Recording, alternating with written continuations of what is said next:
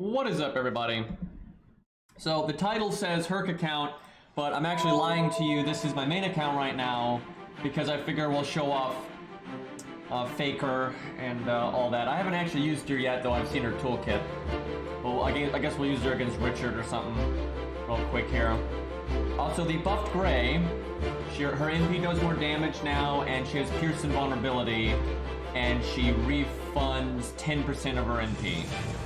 So, pretty solid buff, to be honest. It's not going to make her, like, the best 4-star assassin ever or anything, but, pretty solid. Yeah, I figure we'll use Oz Faker, because, I think his is already upgraded. There we go. Is that our final ascension? I haven't seen that yet. That is awfully, Virgil of her there. Alright, 13-13, not bad. Let's get Arash in here.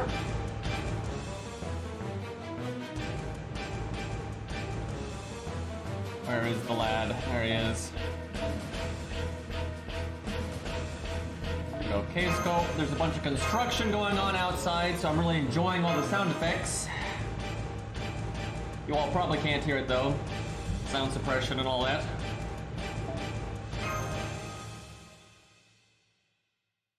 The buffed Grays Rongo Bongo before the buffed Lancer Artorias. You know, that's a good point. That's kind of funny. Yeah, no love for Waver because they hate us. Alrighty, let's see what we're doing here.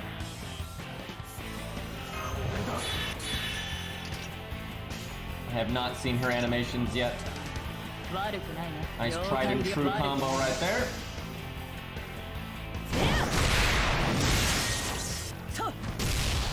Looking a bit stiff, but not as bad as Orca.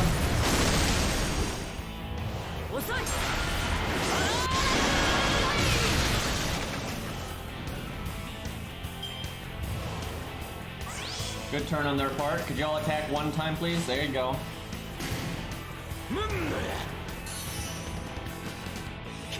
Slow-mo is so painful for all the things that aren't attacks. Yeah, I'm kind of sad Waver didn't get anything. Here, let's see if she's got a weird buster.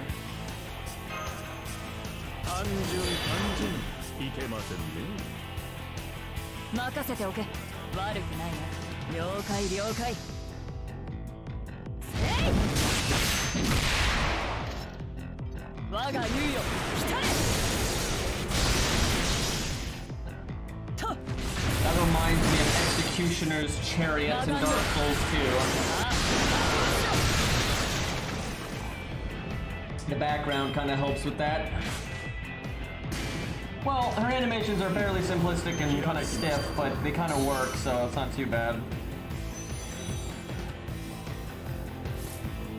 Definitely better than Bodica, like I said. Alright, let's see if she's got a close or a long range quick. Please don't do 15k. Like that rather close. Yeah, it is pretty stiff. Like you can tell they're not animating her much. That's how a lot of the units have been lately, unfortunately.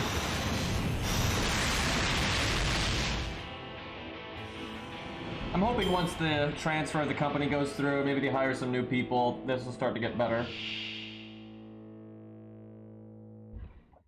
Yeah, I saw there's a new side story. Does it have a challenge quest in it? Or is it just kind of like regular story stuff? Alright, now we gotta play for real here. So she can turn herself essentially into a rider with her first skill, but that won't do a damn thing here. I guess I use our first and third skill. Probably Chune of her there.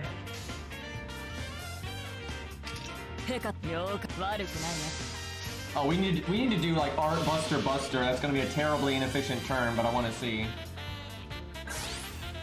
I think I'm gonna do Proc Medea, honestly. I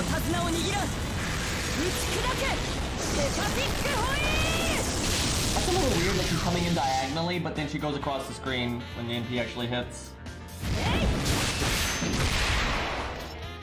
See, like that part, that when she's doing like the kick, they need to turn her torso forward, but I'm not sure I think she did draw one from the side during like her NP there, so I don't know why they didn't use that.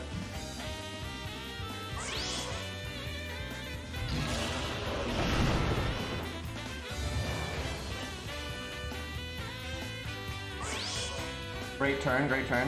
98% by the way. Am I going to use 120% battery for like 0.5%? I don't think so. I think we'll take this opportunity to see what happens if we Art Buster, or Art Buster Buster actually. We won't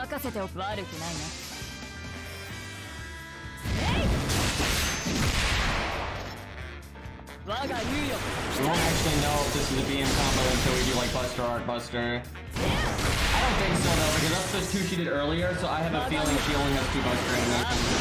Man, they're really getting lazy, man. I hate to be a dick, but it's like they don't do a lot of like animation variation in their servants anymore. Like, Jesus.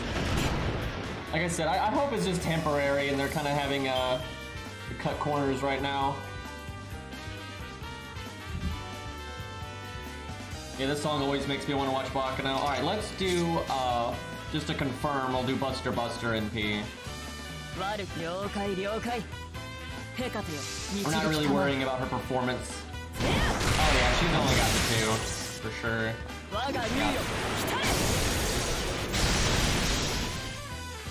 So what do you think, Zaw?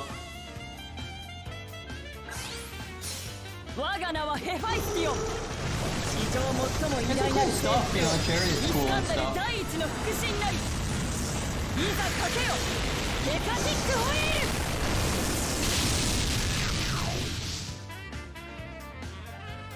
Yeah, there's a lot of people that get mad when I don't just blindly hype FGO. Here's what it is.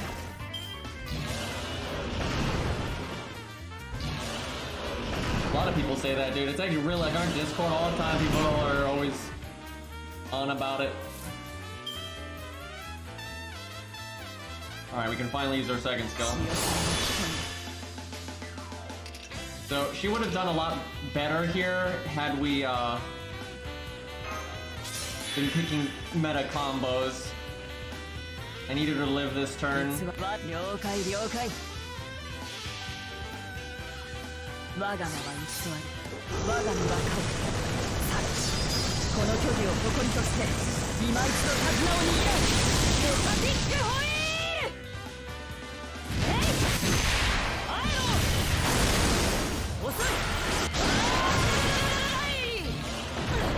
They might not have added her if they didn't add over him for the Vortigern for the Cinder class. Might have just ignored her.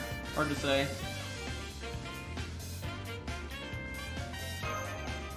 We're barely gonna go around the wheel.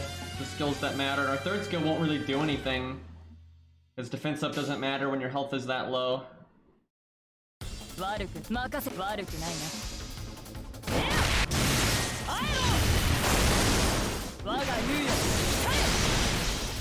Honestly, if we're picking all meta combo, I would say for AoE, I want them to at least get to 700k.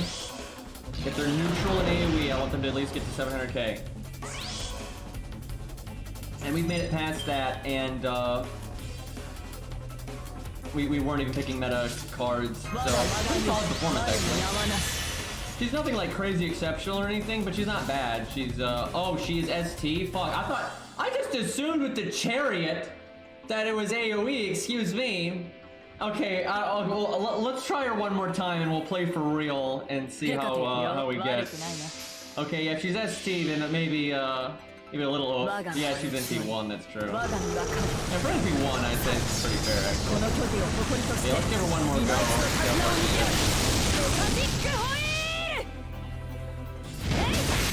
Well, she made it actually to about 500k here. That's pretty solid. That's what she'll probably get if we play ball with about 500k.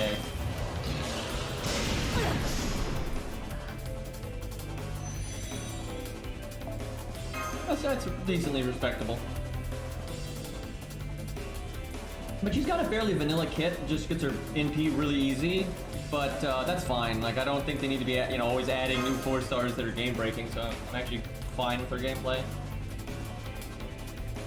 All right, where's Mr. Zaw? There we go. Oh, she's 999 too. So that explains some of the loopy problems. Like with Atlas and stuff. So when she's actually properly upgraded, I didn't realize she was 999. We actually might want default then. Yeah, let's go default. Atlas really excels once you have your cooldowns at their minimum. Yeah, we'll test her again later then, because I bet you she'll do a lot better.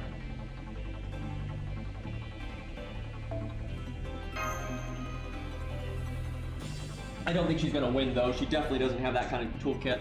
Hey, Beastly. Oh, you got one in 10-10-10? Maybe we'll give that a go. Well, maybe we'll do some case files and come back to this in a second.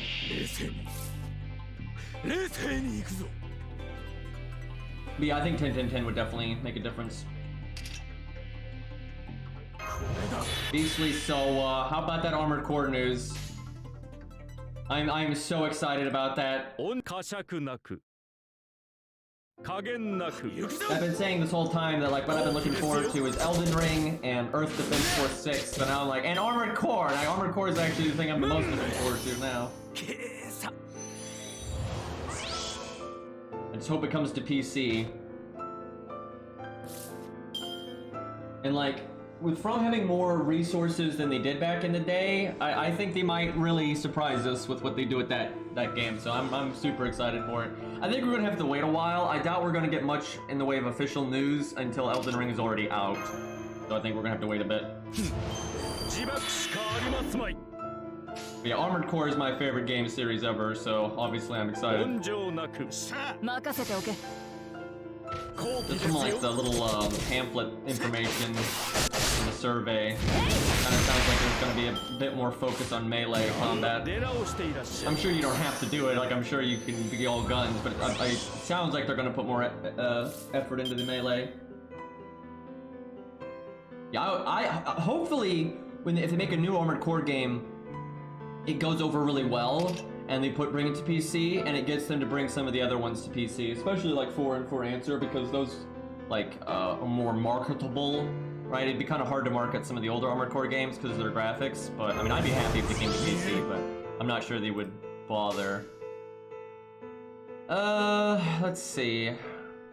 Let's be safe and just do that. I want to make stars, but I don't want to actually kill one of them.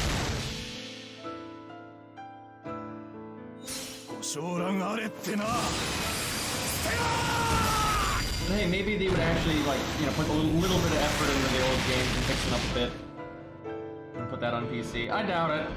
Probably don't think it's worth their time, and it might not be because I don't know the old ones would sell that well. I do think 4 and 4 Answer though would sell quite well if they were on Steam. Like I think they would sell quite well. I mean, PC's got a lot of mecha fans, so. Okay, we want to do this and this. Yeah, so that would be at 6 and 5 if we're 10-10-10. I definitely think that can make a difference. It means we might be able to cast the defense up when we still have health left.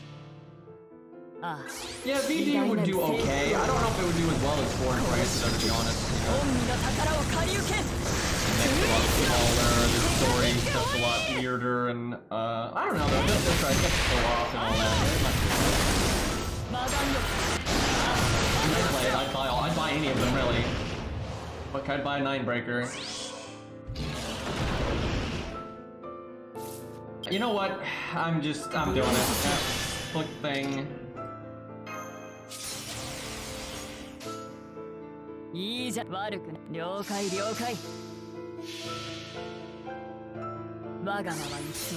Yeah, her first skill doesn't have a 6-turn cooldown, it's just not at rank 10 right now.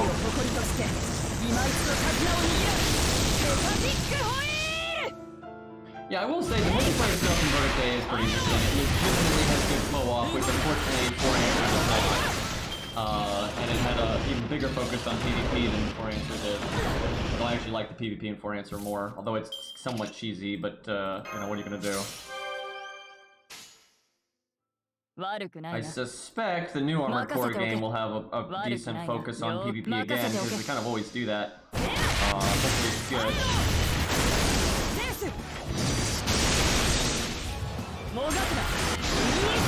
I guess they wanted to give people more time lost in like with the extra content and stuff. But yeah, I guess they also just don't have anything else planned for this month. So they're just like, fuck it, just let it run.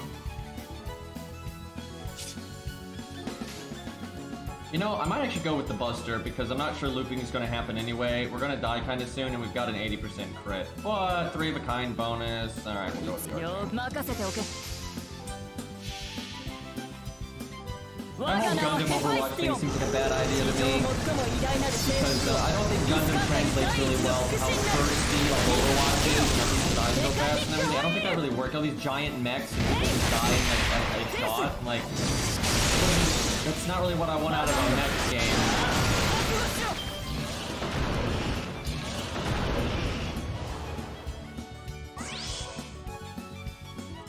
Okay, we gotta live one more turn to be able to evade next turn and then live another turn. This is where like having a heal command code can make a pretty big difference.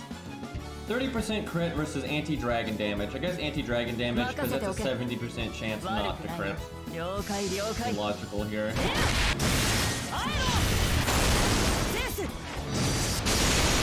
Okay, don't kill me. Super rewarding if you don't die here.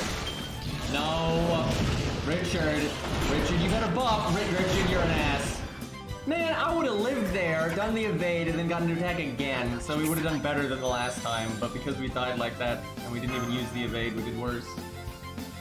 God damn it, Richard. Dial tech was awesome, man. Good stuff. Alright, let's go jump into case files real quick here, and we'll come back. Trying to save AP, clearly. Alright, now we're on the Herc account. Look at that transition, though. Just boom, we're over here now. Alright, I did a few of the early story quests, but barely anything. We're like right at the start here. Go ahead and do the free quest real quick. How many apples do I have on the Herc account? A decent amount. Could use more, but there's not much point in testing Gray and Reigns. They're not really changing in any significant way. And Reigns is boring as fuck to solo with.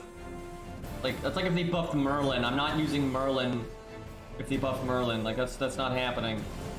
I mean, maybe I'd use it for buff stacking for the lulz, but that's about it. You know what? We'll use that. Why not? Like, now you can, you know, stall even longer. Oh man, how exciting! Okay, he needs Bond. I actually got his first skill buff, but I don't have enough Bond to get his NP buff. That's so weird because his NP buff happened first. But yeah, I've got his other buff already. It's all very silly. I'm really excited to use this Tristan. Actually, I'm so excited to use this Tristan. We're gonna grail him. Because I don't think that's gonna be a waste at all, and I actually kind of wanted to be this account's like... Because I don't use Tristan on any of my other accounts, so I kind of want, you know, him to be a nice, strong boy here. Infinite +1, yeah, that's Merlin. Good buff.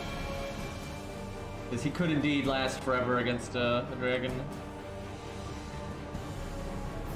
I've got a bunch of XP in my mailbox, we might need to grab that. I want to take him to 90, I think. Yeah, get that 11,000 attack, though. Very good. Yeah, this will shore him up. A little bit extra health and all that, so he doesn't get, like, one-turned by a really nasty boss or something. Like, I don't know, Fluffy. I feel like Tristan is actually pretty legit against Fluffy. His debuff clear is really important. Team survival is really important. Good NP damage is important. He's got all of that. So I feel like he could work with Castor Toria pretty well. Now, if he was Art, then he'd be incredible, but I think he's still good. I don't know, we might take him to 100. Maybe not like this second, because we have a lot of stuff I want to grail over here, but I could see that happening. Let's not burn the Knights of the Round here.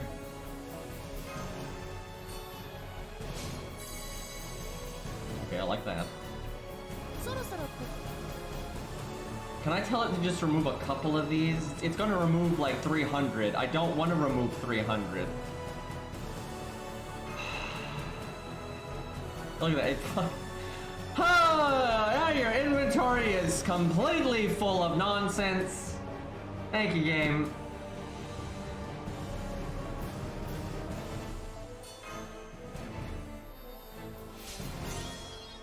Okay, you got a great success again. So yeah, I'll probably grail him a bit more. Maybe not right now, but I'd like to get him to 12k attack. I feel like that's reasonable. And if he gets 14k health, that's nice too. So, is there anyone that needs XP real quick? All right, we're definitely gonna grail Nursery Rhyme. I know that for sure.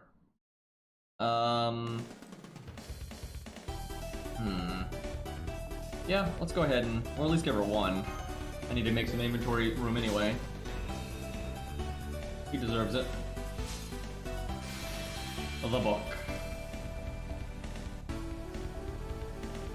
Yeah, we gotta get her that 10,000 attack. How come she gets... Look at this, she's not even... Like, this is bullshit. I give her 1 grail, and then she gets to 10,000 attack. Sanson, I take all the way to 100 and give him 2k foes, and that boy's still not at 10,000 attack. This is not fair. Alright, what else here? David would be a fun one. I've never grailed him before. I'm kind of free to grail whatever I want on this account. For my main, sometimes I go out of my way not to grail things like Bedivere and Robin because they're so good, like, at default level. But yeah, on this account we can do it. Oh. Boys. This isn't even hard. This is easy decision right here. Very easy decision right here.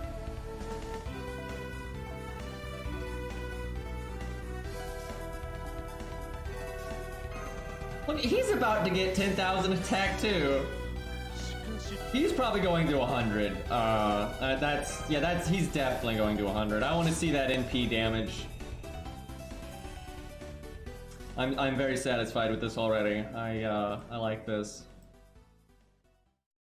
We need to get his passive, because his NP gain is a little whack, so getting his passive is really good. Unfortunately, I haven't been playing this account, so I don't have coins. I need them to rate something up that I kind of want over here. Like Herc? Dude, I would roll every SQ on this account to get Herc copies. Like, you know, Herc account, by the way. Yeah, I saw the leaked images. That's kind of why it's like really confirmed that it's real, so. Oh right, I should summon her because of the mob spawn thing. So the new graphics look pretty good, but it does kind of look like they're going with an aesthetic that's more Armored Core 5, which, you know, it's fine, but I honestly, I would prefer a more either Armored Core 4 or Armored Core 3 look, really. But yeah, it does kind of, we didn't see, you know, there's only a few pictures, but it does kind of look more in the style of Armored Core 5. Sounds like there's going to be multiple planets as well. Sounds like a pretty interesting premise, though. I'm super excited, man. I can't wait. Like, I'm not gonna poo-poo on Elden Ring. I'm super excited for Elden Ring, but like, I'm definitely more excited for Armored Core. So it's just kind of funny that, you know, I've been looking forward to Elden Ring all this time, but then the game I've been waiting on for like, you know, 10 years or whatever gets announced. So I'm like, oh fuck Elden Ring, Armored Core boys. But I'm obviously really excited for Elden Ring. But yeah, Armored Core is my absolute favorite game franchise. I wonder if Arash will be able to do anything on this stage. Let's find out. We really should grail Spartacus and Arash to 70. It's just 1 grail each, and it's super practical to do that. Just sucks that this account doesn't have the option to get this CE anymore. That really bites.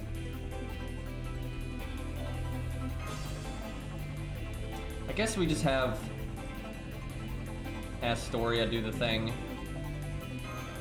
Actually, if that's the case, you could give him 50%, so he does more damage. We'll give him this one. Prefer that one. Somehow I'm still counting on her doing something. Alright, that needs bond, and that needs bond. I don't... Oh, I got that. Nothing else of note. Yeah, Tristan's gonna be a good time over here.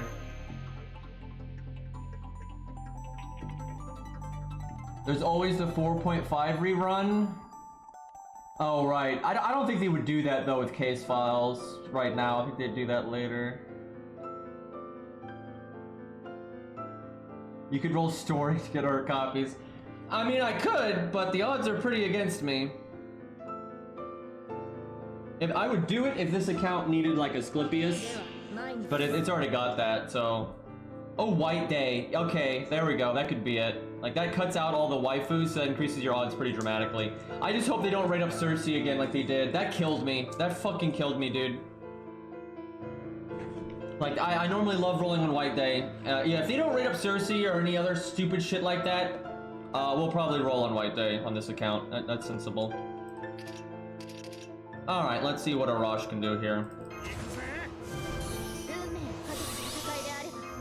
40k. I'll give him charisma, see if that'll get the job done. The Arash Buster Brave Chain, that'll never finish. Extra attack is not to be. Oh, and thank you for the gifted sub, Real Pocket Whale. Thank you, man. Wailing on the stream, I see.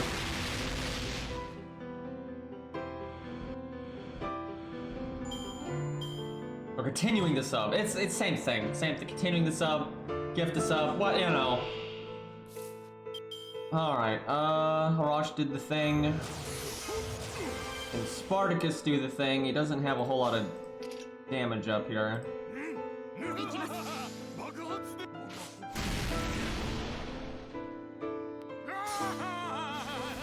Yeah, that'd be cool if you use Guts on Arash and you get a like special extra attack.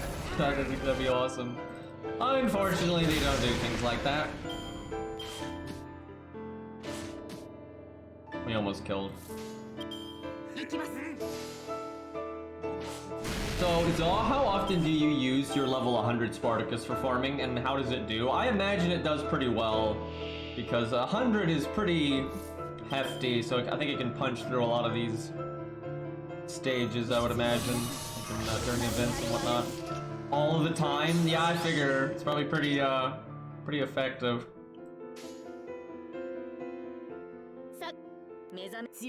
And she do 98k here.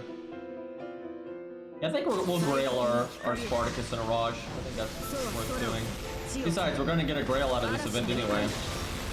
Dude, the Observer, or whatever it's called, looks so weird in her NP, Lancer Artorias. That looks so warped.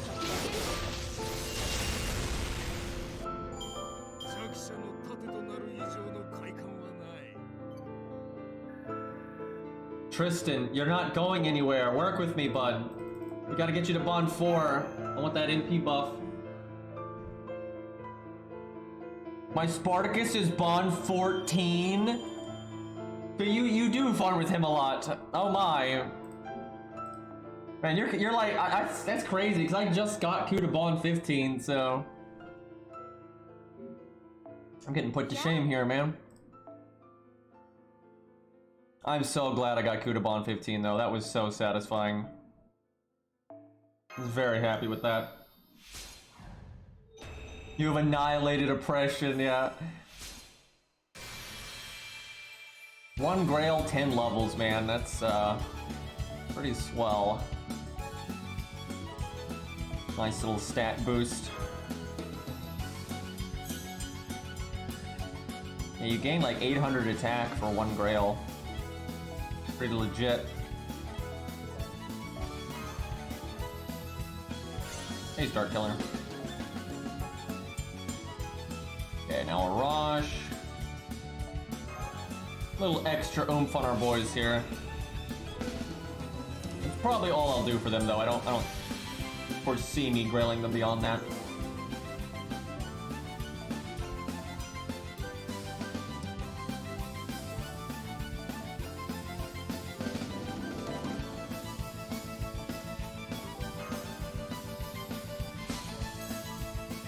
I think Arjuna is going for an 120 Arash. That's gonna be pretty wild.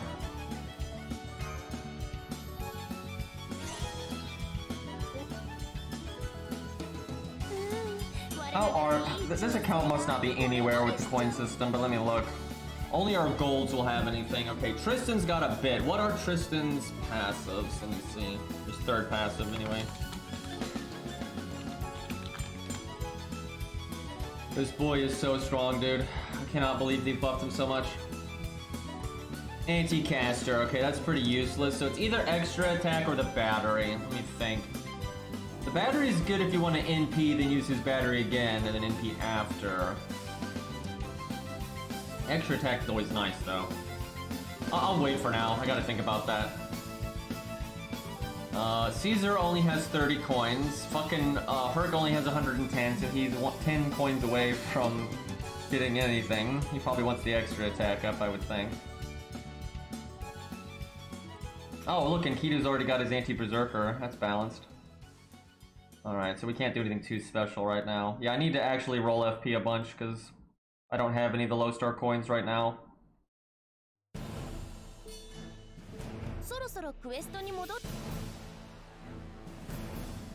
I loathe rolling FP. I have 5 million FP. Yeah, I don't want to deal with the inventory management. Well, if you got some low stars you want to work on, though, you'll get an insane amount of coins if you actually take a, you know, an evening and plow through that. Alright, let's see if those points make any difference.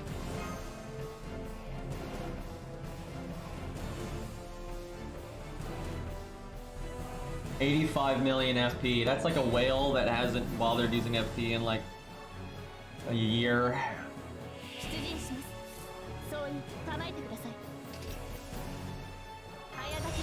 Let's see if he can kill without using charisma from Artoria.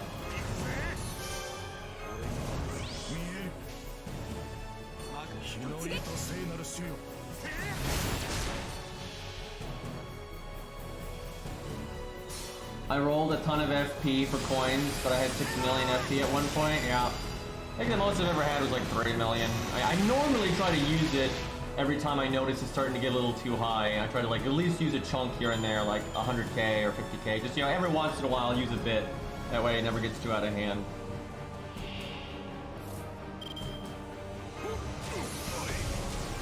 Now Spartacus can get this, although I don't know if he's gonna need it, to be honest. Let's see. 42k one, that's the one that he might not kill, I figure.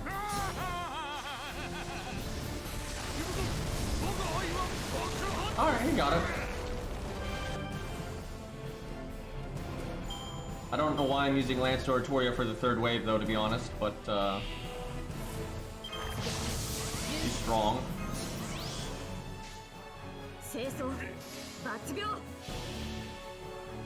I don't even know why I'm doing this stage again. I think you only need to do it one time, but I wanted to see the stat difference anyway. Alright, we'll get to the story now. Is he dead? Nope, not quite.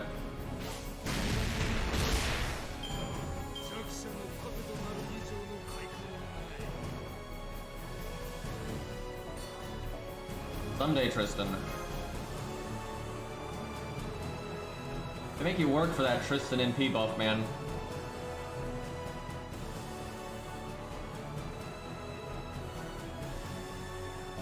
Alright, story time. Which is going to be a complete joke for a little while.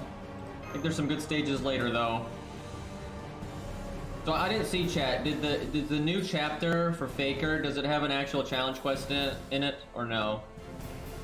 Because CCC had, you know, the Protea fight, which was actually harder than the original CCC event. Does it have anything like that, or no? Because if it does, I need to make a video. Max, I don't need to make a video, but I would like to make a video.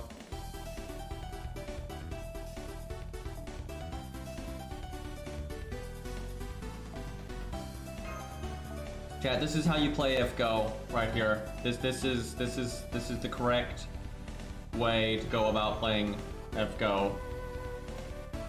Okay, we'll at least bring Tristan because he needs the bond.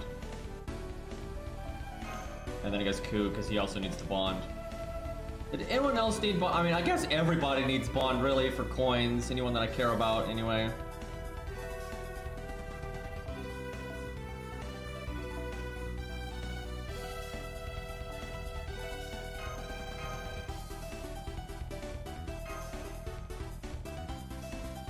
Ultimate team.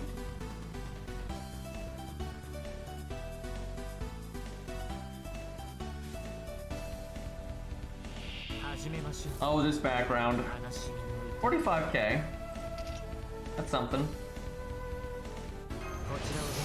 So he doesn't have his NP buffs, but he's got his debuff clear.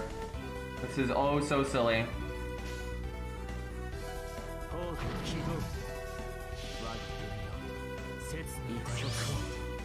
Man, I gotta get these Tristan buffs, man. I'm pretty excited to see what he can do.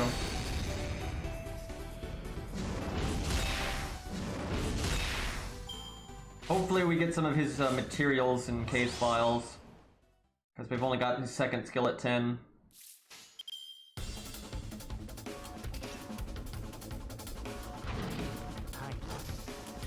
Herc, go bonk.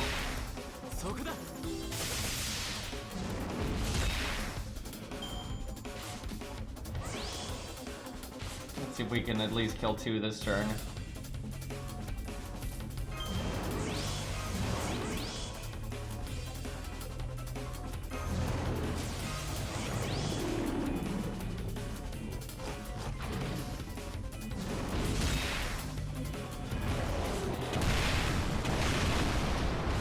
Not quite. We tried.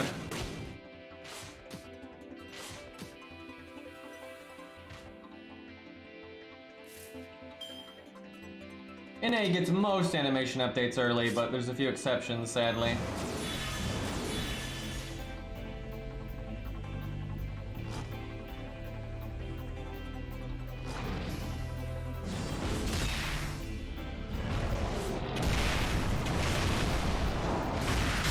They haven't even gotten rid of 1 Guts yet on either Herc. Oh, hi. That could be a bit of an issue.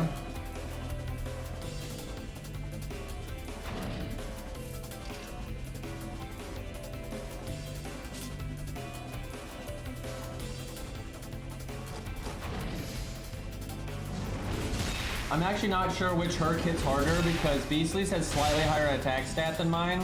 But I've got faux pas on some of my cards, so I don't know which one. Probably just depends on the card. The one that is like actually highly faux pas probably does more than the rest do less. Shit getting weird, man.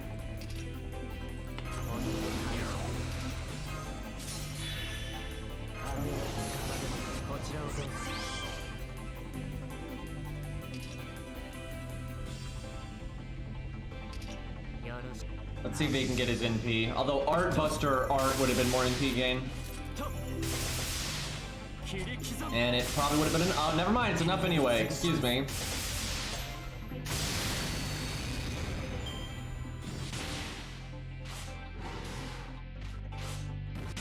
Tristan confirmed not a trap because he actually gets NP gain.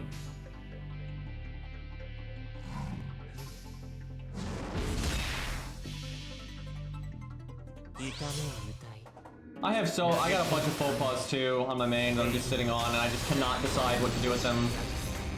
I don't know, chat. Maybe I just hold on to them until they add the Green Knight, right? They're gonna do that, right?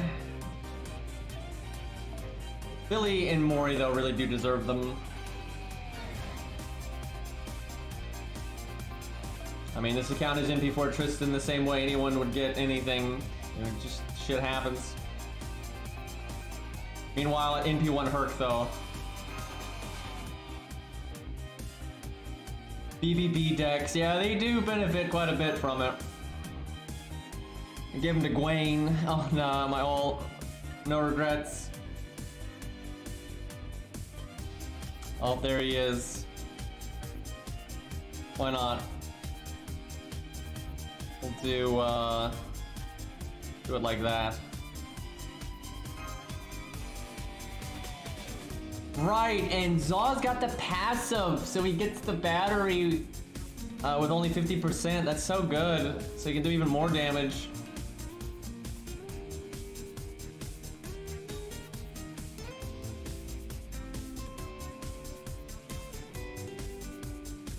Man, I so enjoyed that. Oh, it's the tutorial.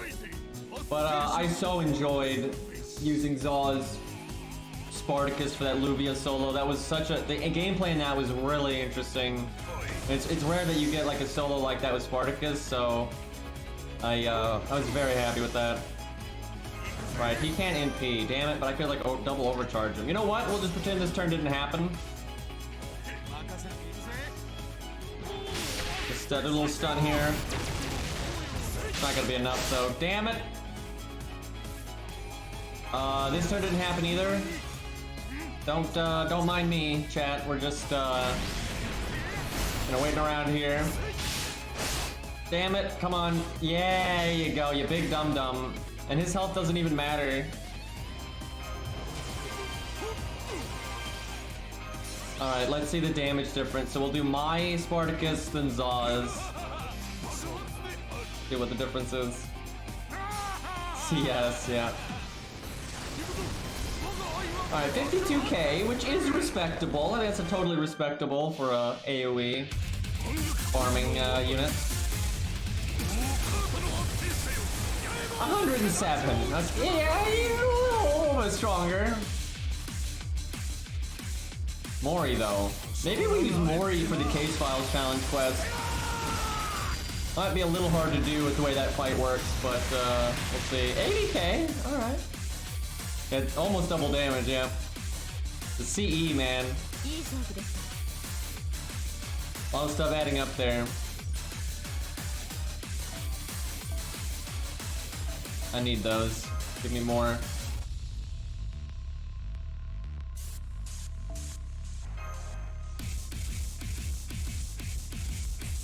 Arash didn't get his overcharge because the mob was dead. Arash is really weird that way. The extra hit that does the bonus damage only kicks in if the mob survives and you actually need the bonus damage. Now if the bonus damage kills him, it obviously still works, but yeah, if the base damage kills it, it won't do the bonus damage. So Arash could actually have done more than 80k there, by actually a good bit because he was double overcharge. That is so weird that he works that way, and it affects your star gen essentially. Like if you got a star gen up and you hit 3 targets with the bonus hit, you absolutely can make some extra stars. That's actually a negative having a hit count like that that's dependent on if the enemy lives or not.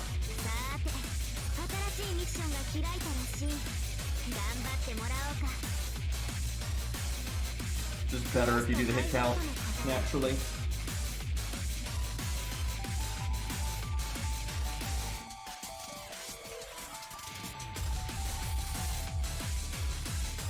Thankfully, Chin has an okay hit count, so he can do pretty well even if he doesn't get the bonus hits, especially if you're working with Castoria.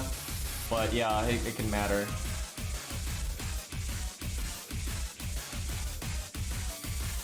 It's actually kind of weird. I bet you there's occasionally certain setups against certain free quests or farming stages where a non-Grail Qin Gong is better because the non-Grail Qin Gong will actually get his bonus hits but still do enough damage to clear the wave.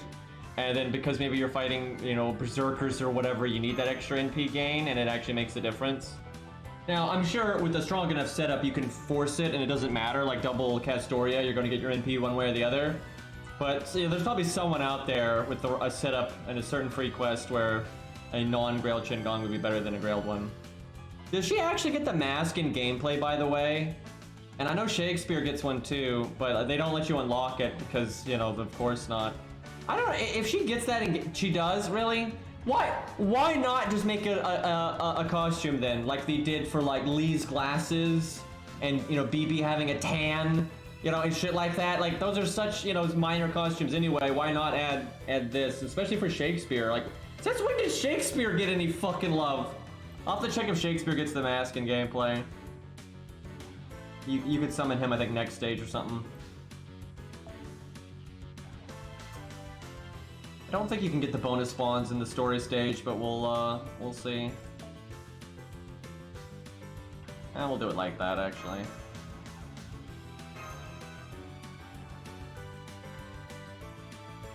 Yeah, I know, even Imia hasn't gotten it. It's ridiculous.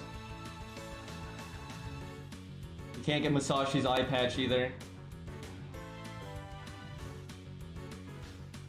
They've passed on so many opportunities to give animation updates to so many units. Like, I don't know, Waver right now? Oh shit, the ghost's getting in on it.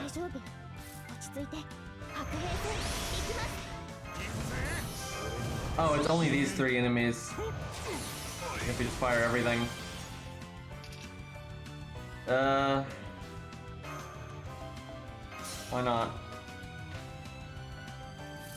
Leonidas honestly has a better chance than other people just because he's kind of popular. Actually, he is pretty popular when I think about it. Alright, hopefully one of these lives so Arash gets to do the thing. Like, lives with enough HP, excuse me.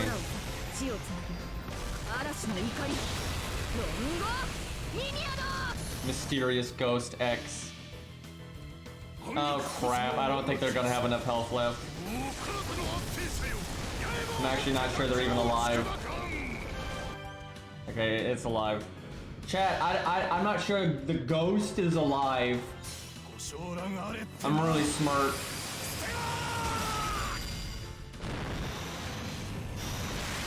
Nope, no bonus damage still. Double overcharged again. One of these days. I really would have liked to have seen that too, because he had the charisma buffs.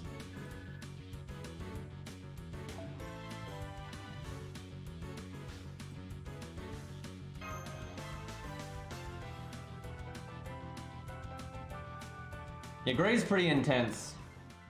Lion King's pretty calm, but it kind of fits.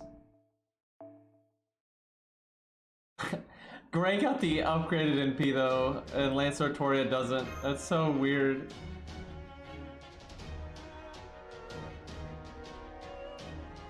Oh, there he is. All right, we'll bring him.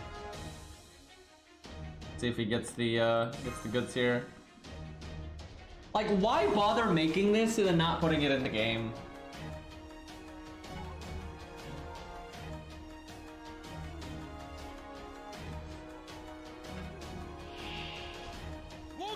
Yep, he's got it in game. Cannot have nice things, man. Look, he's got the green on. It's orange and green. He knows how to do colors. Matches his scarf and his coat. Looking good. All right, this is the only enemy.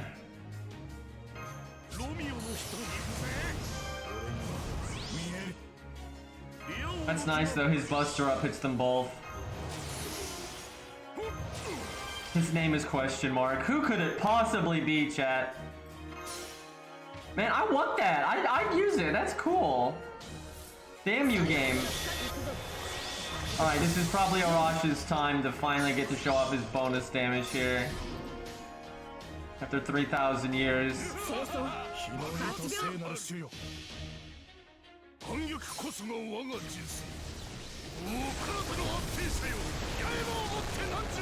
We'll probably beat Spartacus, even though Spartacus is getting semi-counter class damage and Arash is just neutral.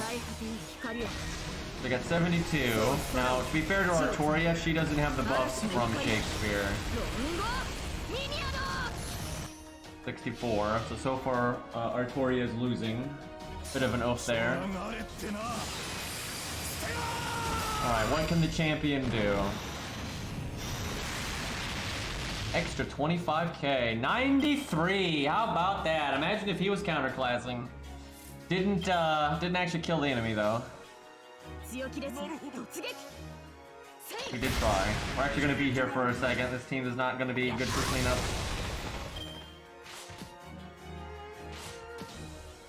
Wait, chat, I just realized Arash just gained like 2 rule breakers. Like Arash's overcharge added like 2 Medeas to his NP. He like fired 2 Medeas with Stella. She does like 12k at neutral generally. Which is like the saddest thing ever. But yeah, his overcharge doing more than multiple Medeas. Oh, the world we live in. Let's see if we can get Shakespeare's NP with his mask. That'd be cool. Stop. She's already dead. Okay, he's beating the crap out of Shakespeare here though.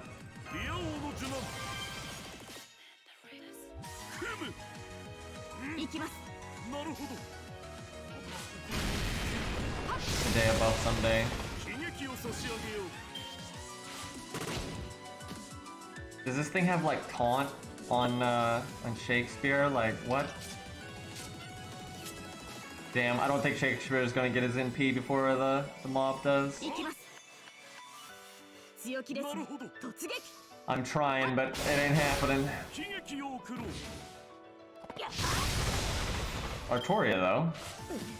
No, it was just being a dick to Shakespeare there. Now, okay, let's not NP on Artoria. If the mob doesn't NP Shakespeare, he'll get his NP.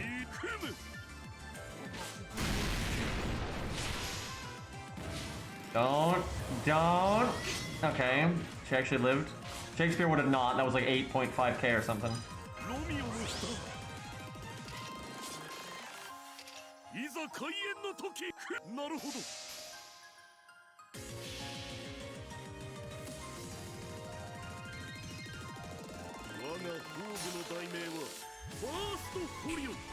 Yeah, pretty cool, man. Oh, landed the stun.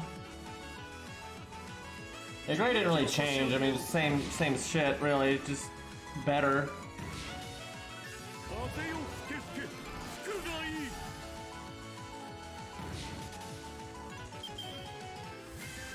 They really wanted people to roll on Reigns. Pretty sure that's the deal there.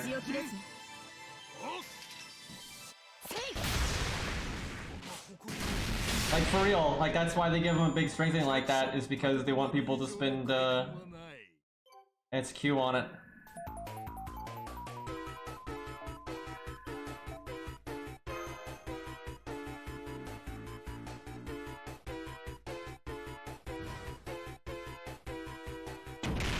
Yeah, she gives gain rate now, and NP gain rate to the team for 3 turns, and overcharge, which is super broken for like Castoria stuff.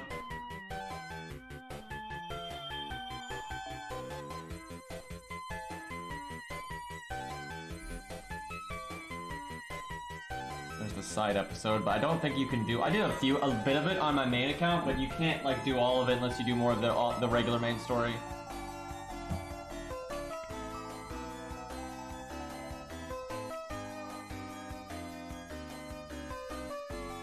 I don't know, maybe they'll add the costumes this time.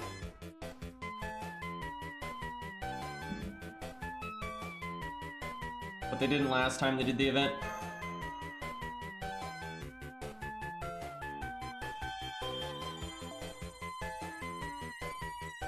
They never added Caesar's sunglasses from the Grail front or Merlin's bunny ears and stuff like that. They just didn't bother.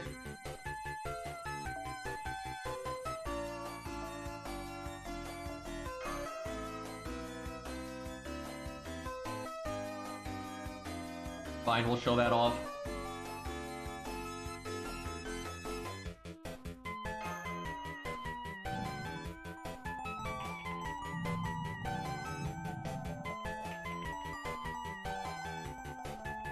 I know, costumes are a really good way to keep people happy. And it's like, oh, it's a cool thing, and it gives people more customization and all that. And they already put in the work, so it's like, why not?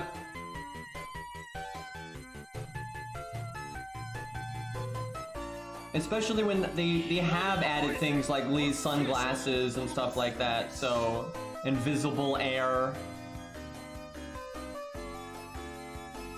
I guess a Rosh is actually, well, if you don't overcharge a Rosh, Spartacus is probably a little bit better. Oh.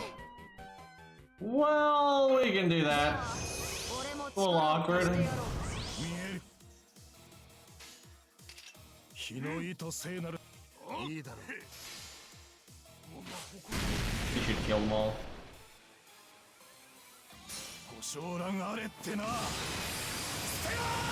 Yeah, Arcade's got a different people in charge in a Sega, so they've got their own criteria for what gets added and what doesn't.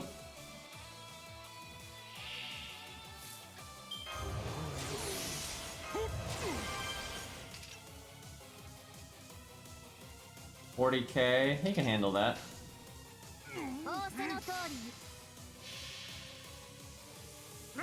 I will say Scath, oh not Scath, Scatty. Scatty's NP buff is kind of interesting just because the attack buff lasts so long. It's still kind of impractical to do it, but it is an interesting idea, and I'm sure there are times that you can make it work, like for sure. Especially when you've got like K-scope and crap like that. Because you're not going to want to use Scatty's battery on herself still, like no way. And she doesn't have team-wide battery. But if you've got Super Scope, which you can just NP for free, or she's got some starting NP and Castoria's on the team and gives her the team-wide NP, or you have regular K-Scope and you've got Scatty's coins, so you got the pat, like, you know, all those things, and you basically can NP with Scatty for free with no, you know, not having to sink any resources into her. It's just a free big juicy attack buff, so. But honestly, Scatty, though, I think is still kind of on budget, because the more budget you are, the less likely you are to be able to NP on her, and it's not worth sinking resources into her just to have her NP when someone else could NP and do more.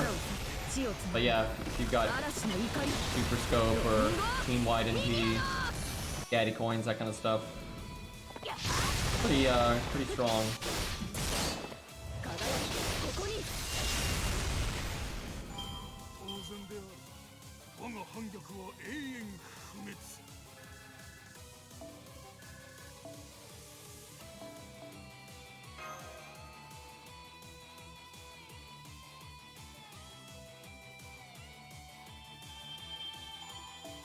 Yeah, most costumes I wouldn't spend that much money on, but, you know, maybe every once in a while for your favorite unit, if you did a really good one, I might, you know, pay a premium occasionally. Yeah, I would say like 5 to 15, maybe 20, $25 would be reasonable for costumes. I just wish we got more. I guess if I were them, this is what I would do. I would still add free costumes at the rate that they add them, and by that I mean like literally 2 a year, if that. So you still add free costumes from time to time, basically welfare costumes, just like welfare units, but then start adding way more costumes that you wouldn't have added otherwise. And start adding costumes for like every character in the game, like all of them. And that's what a lot of games do, is over time they just add costumes for everybody because they know every character is someone's favorite.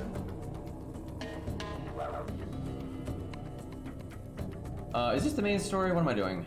Yeah, this is the main story, okay.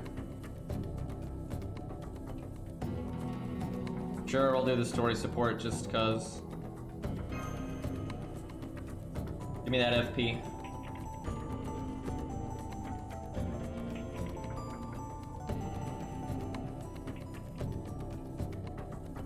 Man, those APOC costumes that they made for like the promo, I would pay for those. Those were really good.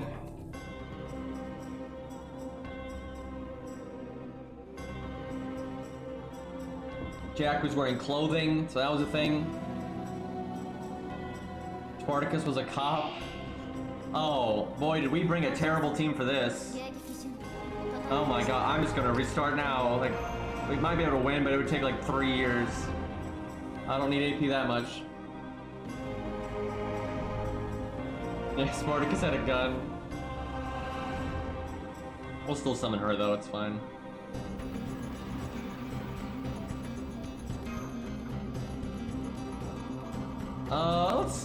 Oh, we gotta get those skill ranks up, man. Okay, I'm glad I'm playing this account again. We gotta sort something. Look at that, 151. No. We gotta get these people sorted out.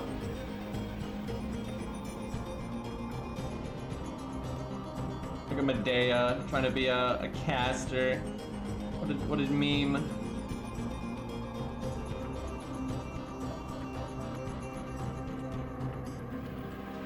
Don't really have an art starting in PCE.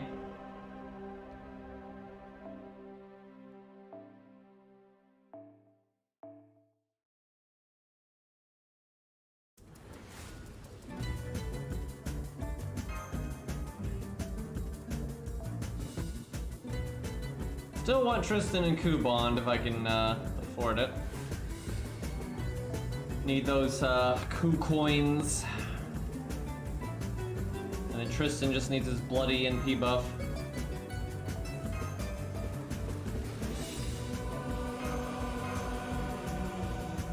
Let's see what Nursery Rhyme can pull off here. Cursory Crime.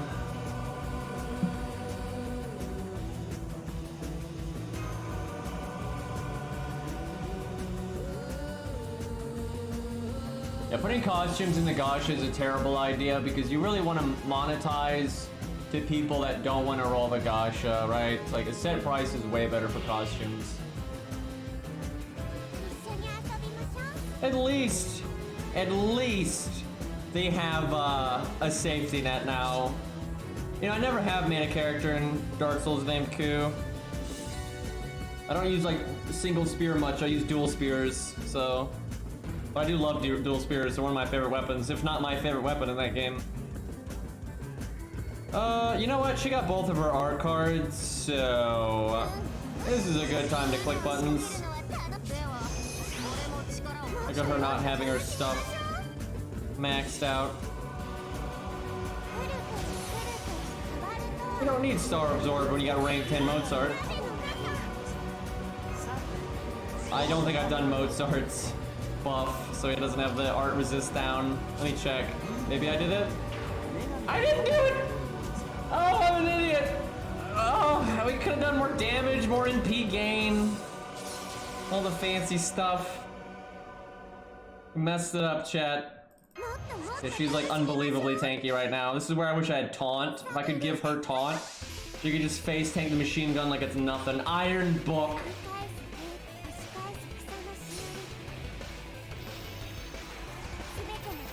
At least Arjuna got a costume, and his was decent.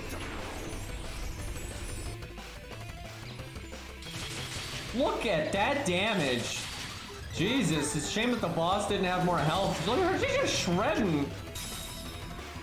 And hopefully he attacks the book here, get her MP again. Hit me! No, that's not the one.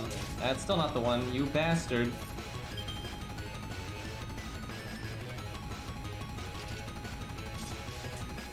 Well, I guess we just do that. Probably should have put quick last just for NP gain, but 80k. Hit the book! There you go. Also, nice damage, nerd.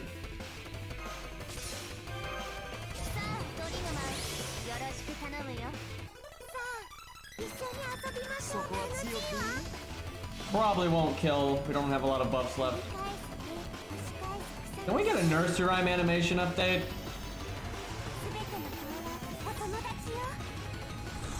They're gonna be so lazy with it though. Like they're gonna be so, I guarantee it. Like all the potential with having the human form and the book form, they're gonna waste it. They're not gonna do anything with it. It's gonna be so boring.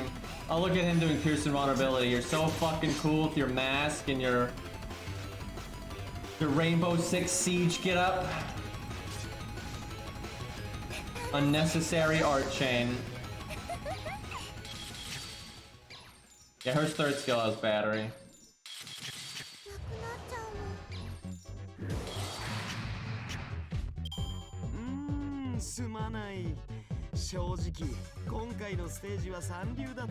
I mean, why would I have needed it? Like, what difference was it gonna make? We were only gonna ever NP twice.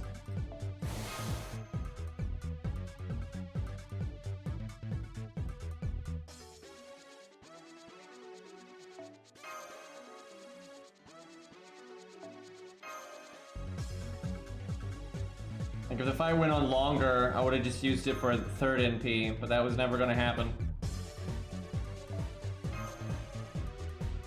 And we had all that fucking defense up.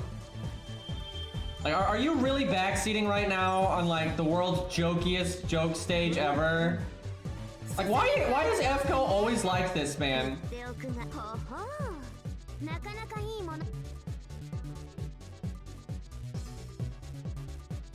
At least Blackbeard's animation update was like kinda good. Okay, I gotta beat mission 9 to 4.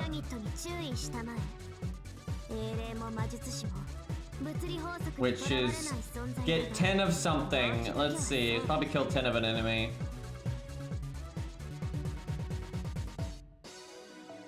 Probably something in this stage, I would imagine.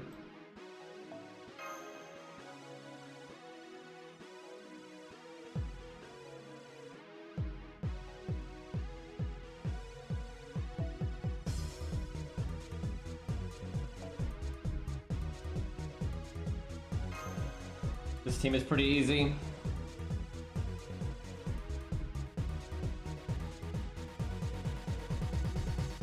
Very straightforward. Click the buttons.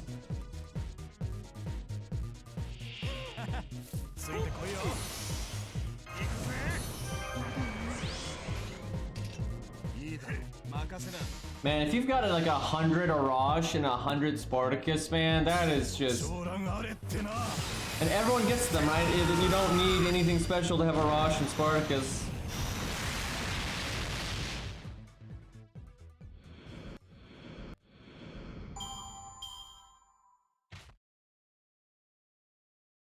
Yeah, then you go 120 Arash, 120 Spartacus.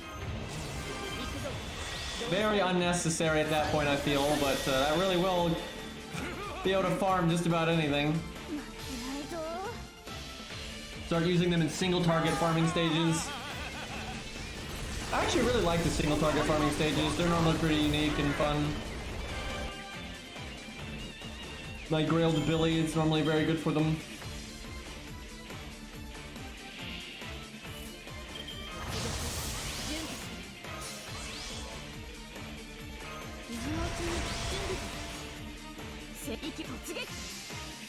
That art card's probably gonna do big damage. I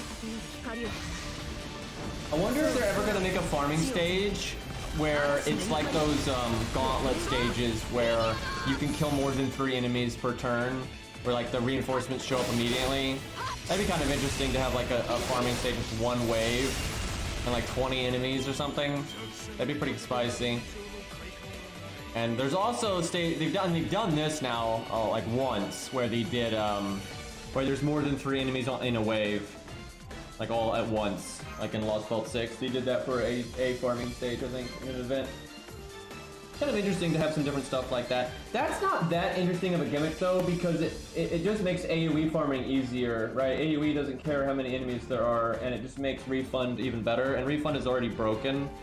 So even though it's kind of neat, it's not really that good of a gimmick. I think some of the other gimmicks they've done for farming stages is better.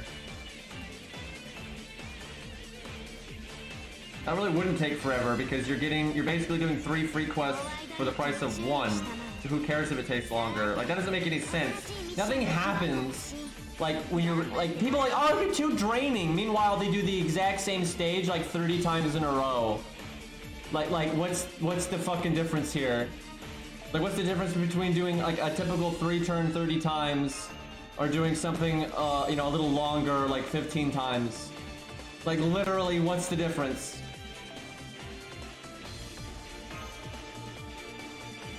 Like, what's draining is doing the same goddamn thing over and over again.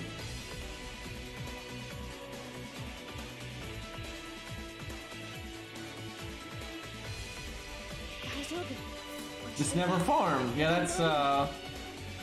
that's the dream right there. That's what me and Max want, I'm pretty sure.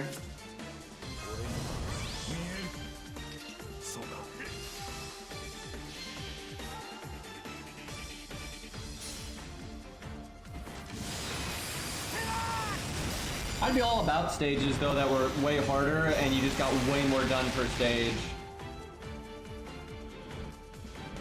But you can have like 2 free quests where you have like one that's typical and one like that. You can let people do it either way they want.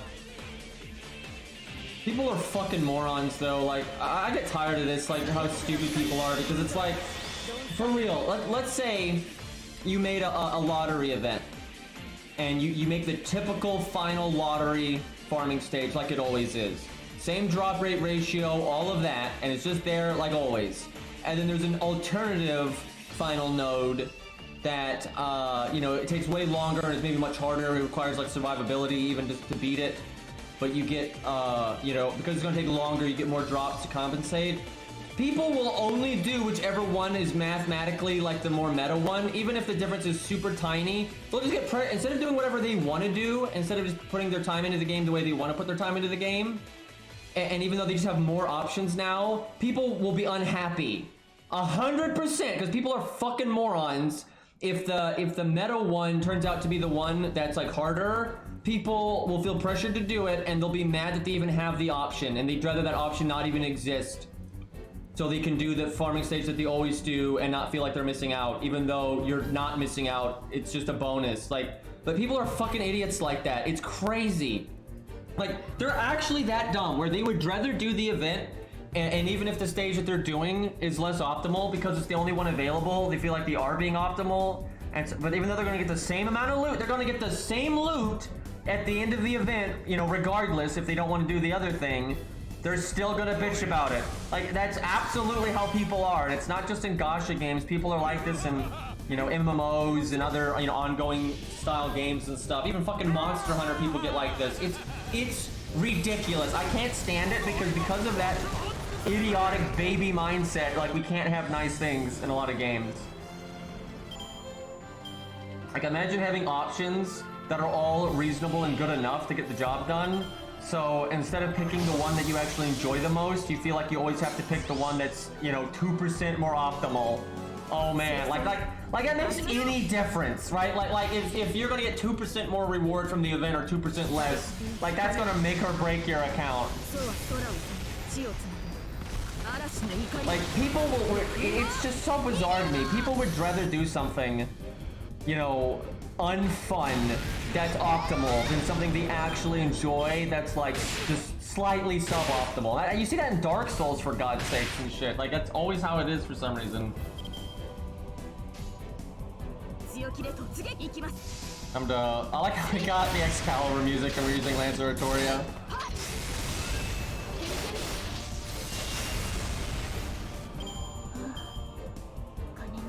Sweaty esports mobile games. I know, dude. Like that, people just, it's crazy. It's like if they, and I think a lot of people, if they just did whatever they actually enjoyed in the game instead of worrying about this stuff, they'd be a lot happier. And I've seen game devs talk about this. You literally have to trick your player base into doing things that are fun. Like, I'm not kidding. There's many game devs from a bunch of game companies that have talked about that. You basically have to trick your players into doing what's actually fun. And otherwise, they'll just optimize the fun out of everything and be miserable and quit the game or get burned out. It's like herding sheep, man.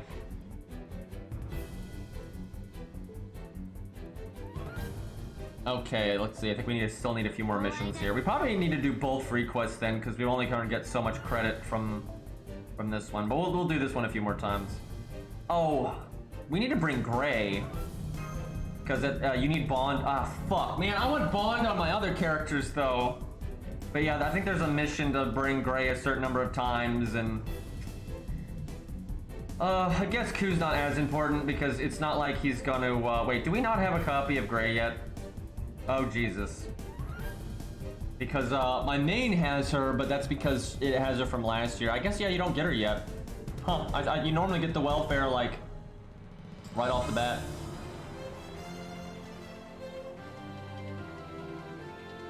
They're holding out on us.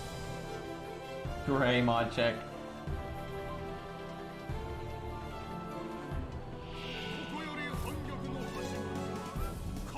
And risk is fun in a lot of situations. And it depends, right? Of course, everyone's allowed. Like, let's say you're playing a game like Dark Souls, right? If someone wants to play it the safe way and, you know, farm a bit, level up more than you're supposed to, use a shield all the time, that's fine. If you want to play that way, you know, it's whatever. But I think a lot of people, if they don't worry about it so much, like, hey, let's see if we can parry this guy, and they just, you know, go for it. You know, I think there's a lot more fun in that for a lot of people. Not everybody, of course, but I think for a lot of people.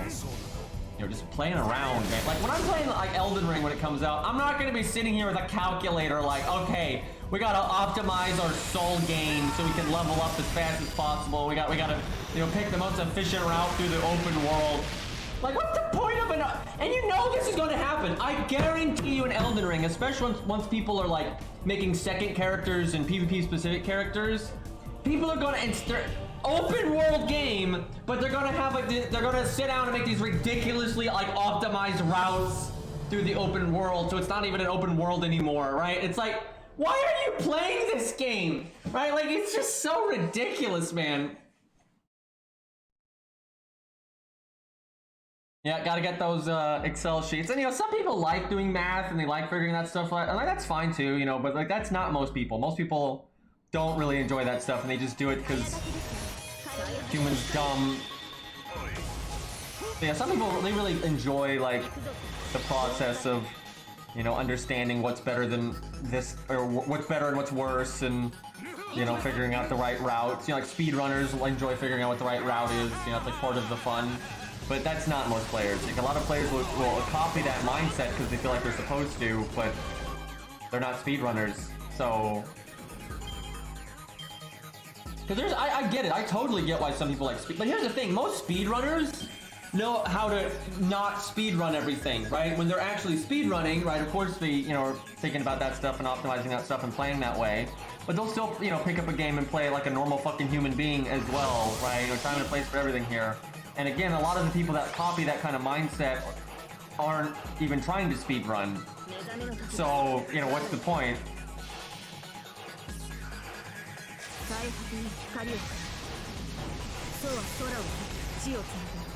I totally get why people like speedrunning, right? That's kind of like, understanding a lot of game systems, and, it's fun thinking about, well, if you went this way instead of that way, would you lose or gain time, and, what's the benefits of this thing versus that thing, and would this affect the game later, right? I totally get that. But yeah, if you're just, playing a game for funsies, it is ridiculous.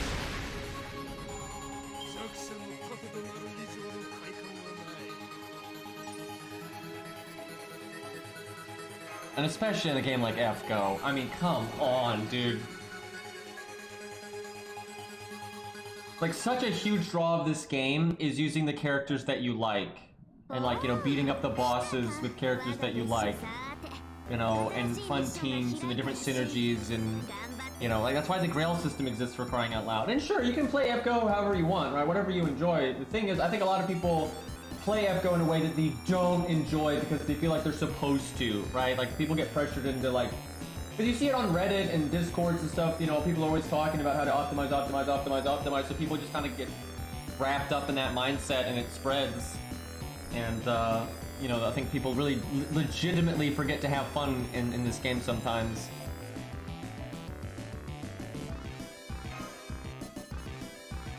Like, I'm not trying to tell anyone how to play, right? If people are optimizing the shit out of every little thing in FGO and they're having fun, then more power to them.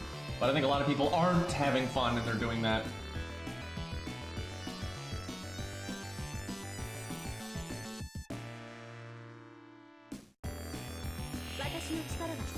Yeah, I see people like, the fear of missing out, right? That shit doesn't even make sense. Like, I've seen people saying they don't want to play FGO or any game really because, oh, I missed that one thing, or what I've already missed stuff before I started playing. But like, that logic is so silly because, first off, generally whatever thing you missed is not necessary to play the game and, have a good time. And hell, if you miss out on something really optimal, sometimes it makes the game too easy and it's not fun anymore. So like, not having that thing is a kind of a fun challenge. And they're always adding new things, and like, if you're not playing the game at all, then technically you're missing out on the entire game, right? Shouldn't that fear be a greater fear than, oh, I missed out on some command code that I'd probably only use 10% of the time, and then it wouldn't even matter that much? Like, who gives a shit? Like, my co-op account and the Steno account has missed like almost every command code that has ever been added, and I don't really care. Yep, you can't fight Fluffy without Golden Sumo, right? You just can't be done.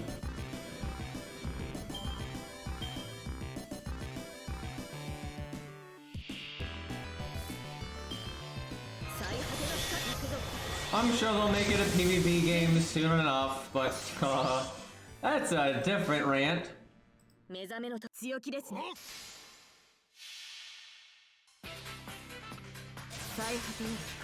Green likes to remind some of us we don't have Golden Sumo. Yeah. I'm assuming you don't have it, Mountain.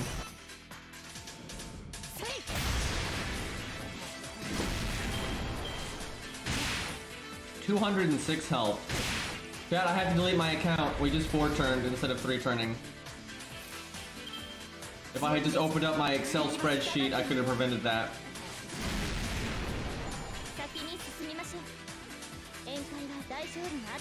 Time to reroll. Alright, I'd have to do this stage like 2 more times to get another mission done here. I wonder if I do the other stage if I get more credit towards something.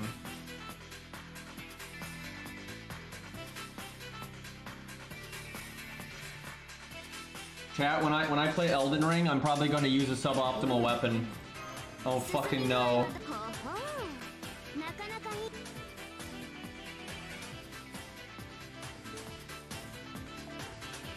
Disgusting. The stage actually doesn't have much for quest credit. I have to do this like 2 or 3 more times to get another mission though. Let's see what happens when we do it. Sometimes there's missions just tied to doing a node.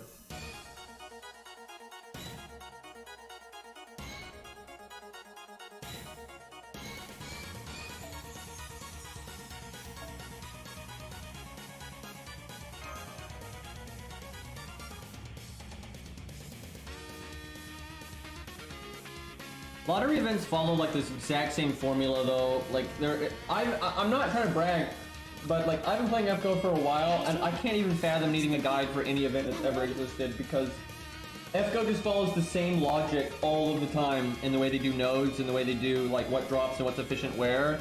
So I've never even had it be remotely difficult to do like whatever I need to do in an event. Like lottery events, it's always so obvious what the best nodes are.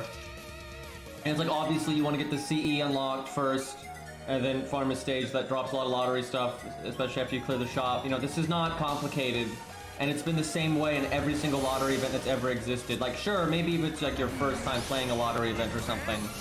But even then, it's just not that hard to figure out. Like it's very straightforward. Like if you just pay attention to what is dropping from the enemies, it's pretty easy.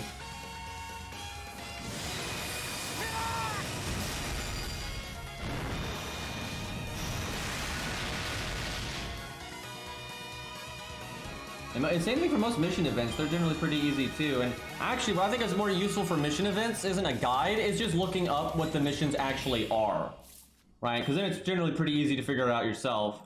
But if you don't know what the missions even are, sometimes you might miss out on something kind of obvious, like, you know, do this node 5 times, because those don't show up on like the screen and stuff like that. But like you can just get that from looking at the wiki, for crying out loud. And most mission events are pretty forgiving, honestly.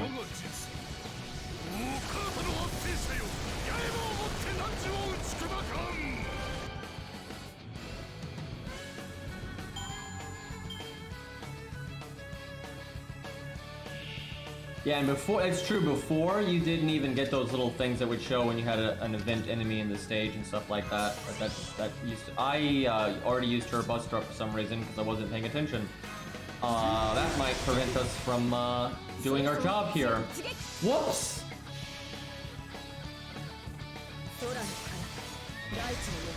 I don't really like mission events very much though, just because I mean, there's some exceptions. Like Case Files is actually alright. Yeah, the lack of bus drop. I think we would have killed everything there if we had our oh yeah, definitely. We would kill everything. But I don't know, a lot of them are just kind of repetitive and whatever. Although the loot can be nice.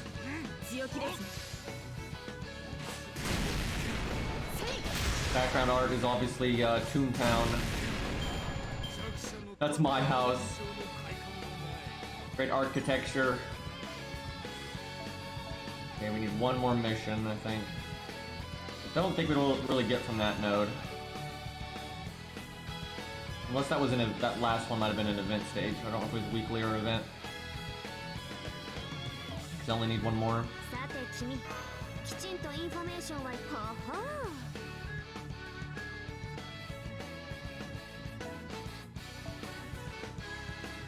I will do it one more time. Don't really matter.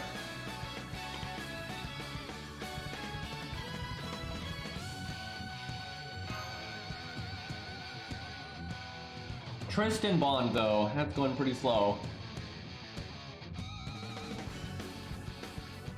I mean, the whole game's not built around repetition. There's plenty of content that's not. And like for real, have you noticed? Like I fundamentally disagree with that, right? The repetition is there because they're trying to buy themselves time to actually add new content that people actually care about. Has anyone here actually watched ads for FGO? It's for real. Has anyone here actually seen ads for FGO? Have you noticed what they're actually marketing? It's not farming. They don't talk about farming.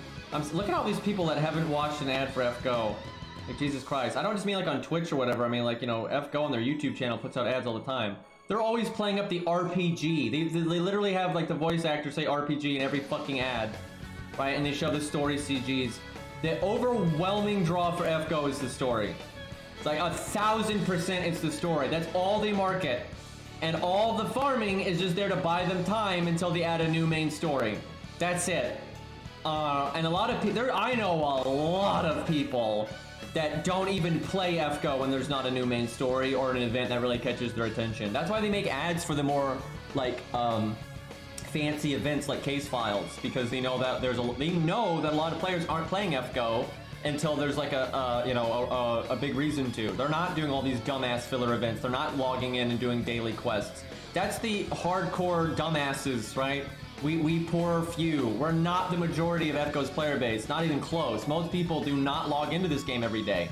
Have you noticed that this game makes way more money every time there's a big story chapter drop? I wonder why. You think all those people throwing money at the screen for Vortigern play this game every day? They don't, right? They absolutely don't.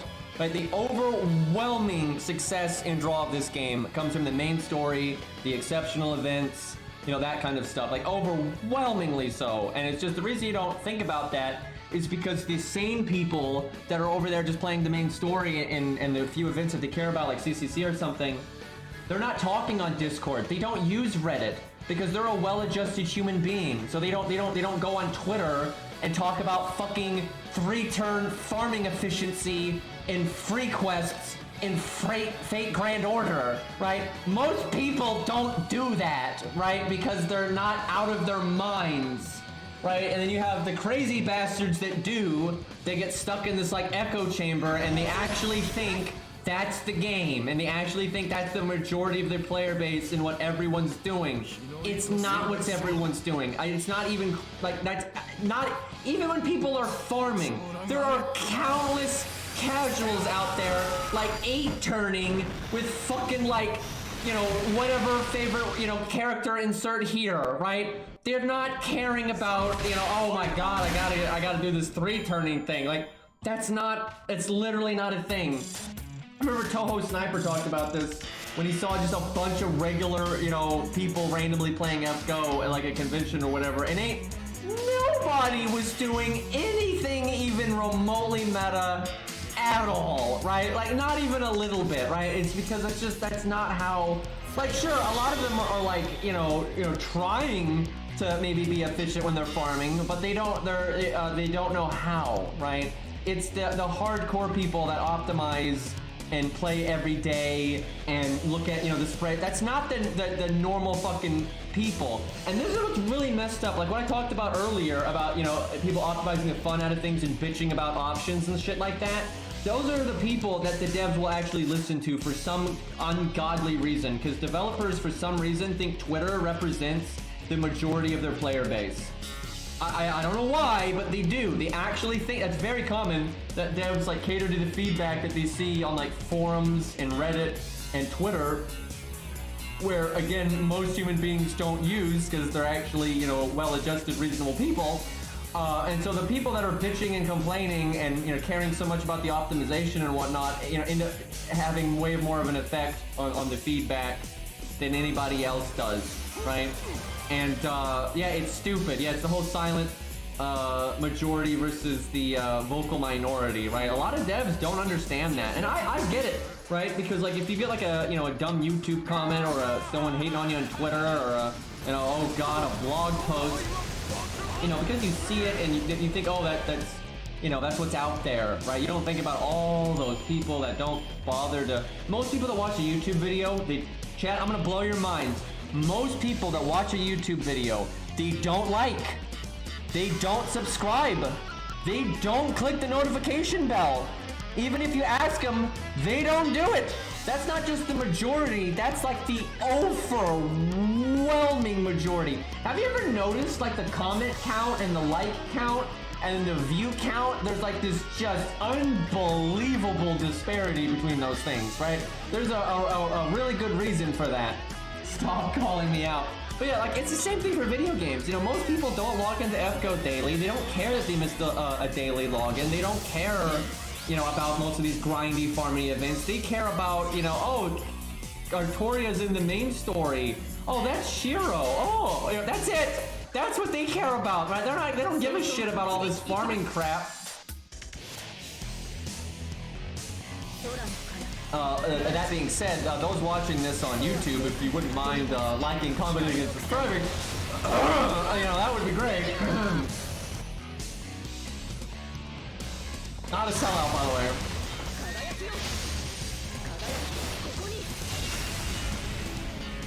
You know what'd be great is if my channel was like built around how to 3-turn farm. You know, and I was like, you know, yeah, you know, please subscribe and ring the notification bell so you can be notified about my future farming guides. That would be incredible, dude. That would. Unfortunately, I don't make that kind of content, so I can't actually do that. But that'd be amazing.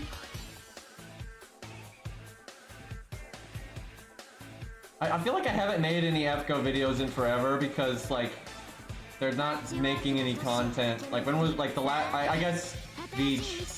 Yeah, they haven't really put out a lot of interesting content in a while. Like I was thinking about that. I kind of want to make a Gray video, but what am I gonna go do? Like a free quest? Like shit. But yeah, I wouldn't mind making a Gray video. Well, I might look around, like when some of these other stages open up. I might try to make something. Hey, Zaw, thank you for the gifted sub, man. Oh, we find a ruler, boys. Look at that CEO pin. You know what? MP1 pin, though. But it is the CEO costume. I was gonna slot mine, but you know, we'll do it this way.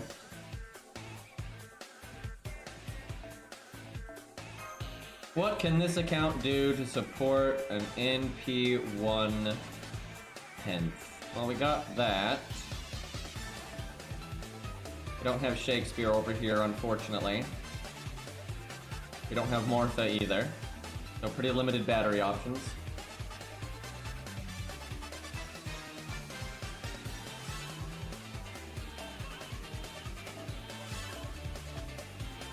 In case of things going south. That's all I got though. That kind of sucks.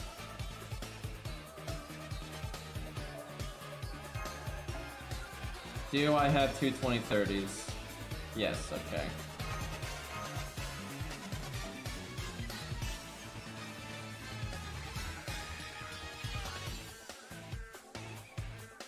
Alright, this is a female master. I'm just so used to the male one, I couldn't find Anniversary Blonde. It's so different.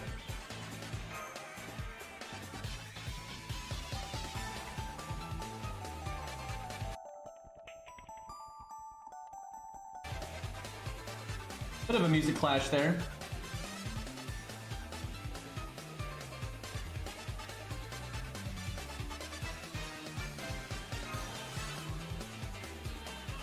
But yeah, it might not sound like it, but honestly, it's like, I just want people to, you know, not feel pressured into doing things they don't want to do. If people want to be optimal all the time and they enjoy 3-turn farming or getting really mad, that's fine, go nuts. Like, just play the game however you want. You know, if you hate the story, you don't give a shit about it, that's great. Just, you know, whatever you want to do, you know, just, you know, but actually think about it, right? Actually think about what you actually, you know, enjoy and don't enjoy. Well, I kind of wish we had a stronger Berserker now, because that's actually a decent amount of health, and she has damage resistance, so if we wanted to do anything special here, we'd have to hit really hard.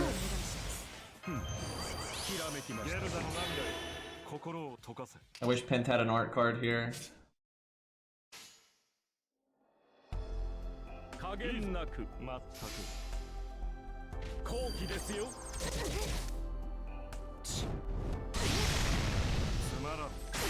I've never even looked. Do they ever fuck up like the size of the masters, like with the different mystic codes, like where their bodies are different size for no reason? Because like, you know, they're being animated at different times and stuff. So it's like, I've never paid attention, but it wouldn't shock me if like randomly they fuck that up. Wow, she now even has a defense up, so we really ain't doing damage. I guess I taunt so Pence doesn't die.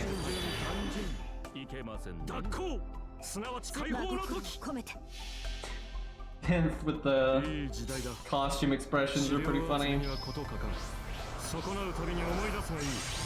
Miss on the attack buff. Very nice, Hans.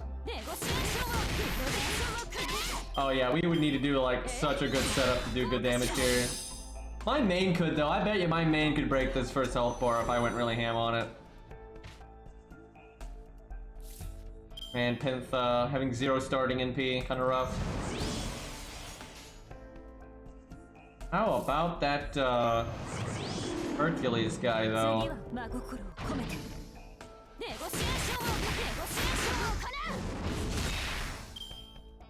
Only her defense buff would fuck off. I could actually do pretty well with Pinth's NP.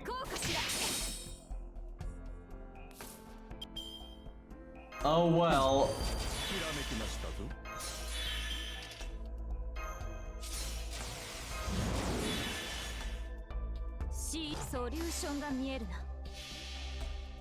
Need a command code to remove a defense buff. That would have made this a lot easier.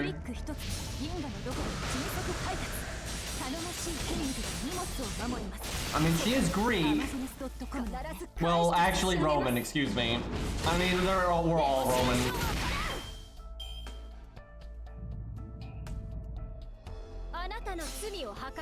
Who gets blasted? You fool! That's not even one of his guts from the CE. That's the refreshable one.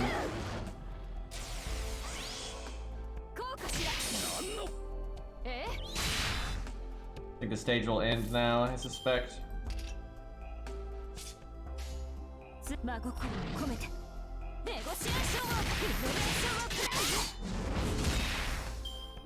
Yeah, figured. Didn't hurt, indeed. Free Buster up. Man, every time I hear this song, I'm like, I need to play Arknights, but I really do. I've just been playing Dark Souls a lot, so I haven't snuck it in yet, but it'll happen.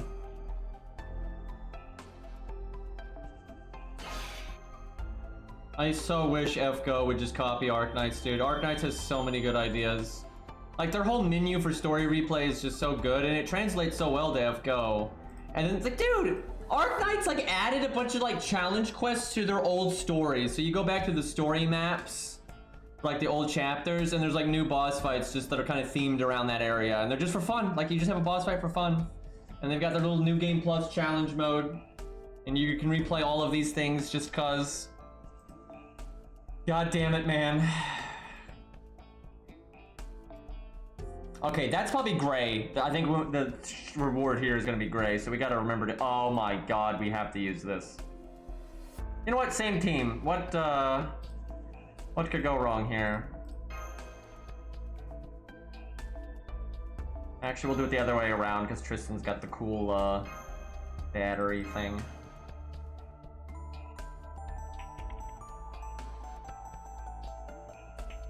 I don't really care if they add characters that are dead that are playable, because half the characters that are playable don't make any sense anyway. Like, it just doesn't. Like, a lot of the characters that are playable are not part of, you know, the group, or, you know, or it just doesn't make it, it literally makes no sense. And that's what most of the games are. Like, Epic 7, you can literally summon the antagonists for no reason. You know, just cause, right? It's fine. Just gameplay, you know. Like, yeah, don't have Frost Nova show up in the main story, obviously. By the way, Patriot's the best. I know I say this all the time, but Patriot's the best character in Arknights. It's not even close. The big fight with him better be done properly in the anime, or I'm gonna fucking nerd rage on the internet. Oh, hi, Rongo Bongo. And we brought Mordred. Oh, she's so dead. Oh, God. Oh, I hope Max is here, because this is what Mordred was made for. Oh, my God. I kind of want to wait to NP until I have Buster cards. I'm just gonna taunt Mordred to laugh at the boss. Yeah, we'll wait a second to NP. Now what I could have done was NP'd and then done Shingong stuff and then Hans's thing to get a bunch of battery towards another NP, but I don't think we're gonna need it. Yeah, she's got her passives, but the boss is a Lancer, not a Saber, so we don't get that one. Okay, one Buster card, but it's good enough. Can Buster Chain as well.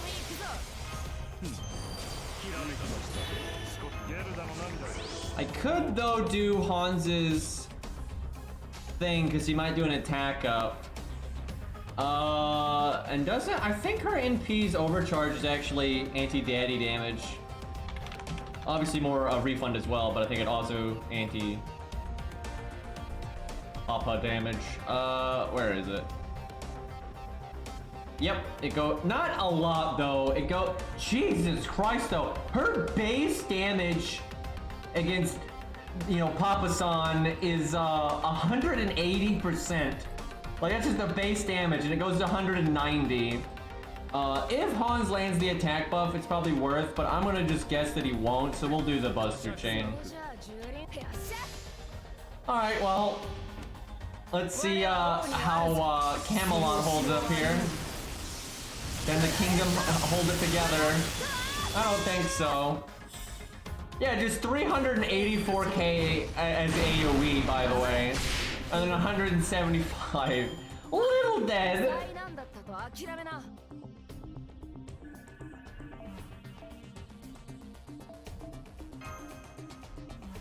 Yeah, Camelot, still fucked, by the way. No promised land here.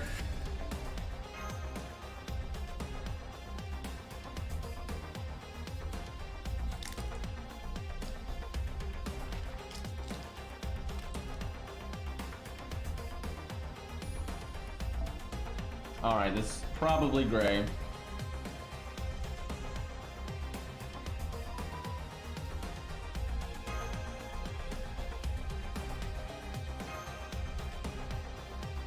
So we gotta bring her 20 times, so we gotta get on top of that.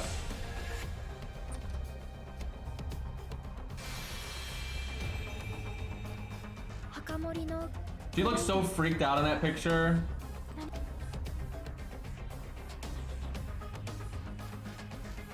Look at that NP buff that we can't have yet.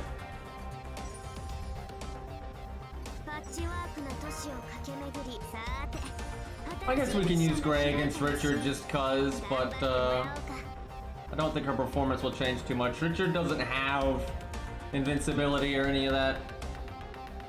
Dude, I saw someone that got mad that I said Pierce Invulnerability instead of Pierce Invincibility. Who gives a shit? And by the way, it's a translation either way. It's not like the Japanese language is actually saying either one. Like, hello? And they mean the same goddamn thing.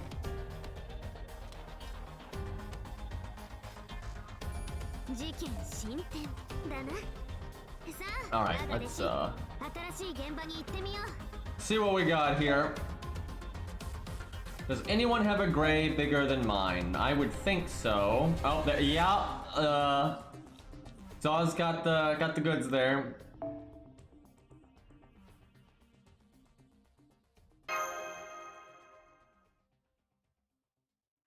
Oh, I'm sure gray hits harder if they're like the same level and stuff, just because she's got upgrade. Well, I don't know, maybe not though, because assassin damage mod and 4-star versus 5-star and lower attack stat, and Lancer Artoria does have the Buster Up attack up. But it wouldn't shock me if it's gray, just because she's got attack up, Buster Up as well, and then upgraded it. I don't know, it's hard to call.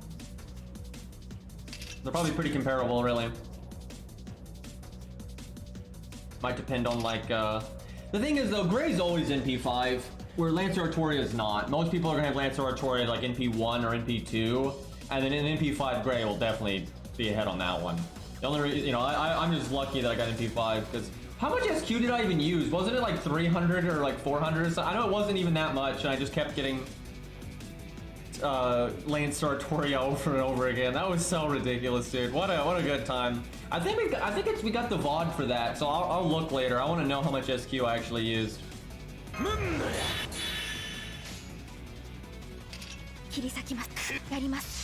Gray is actually one of my favorite welfares just because she's, normal.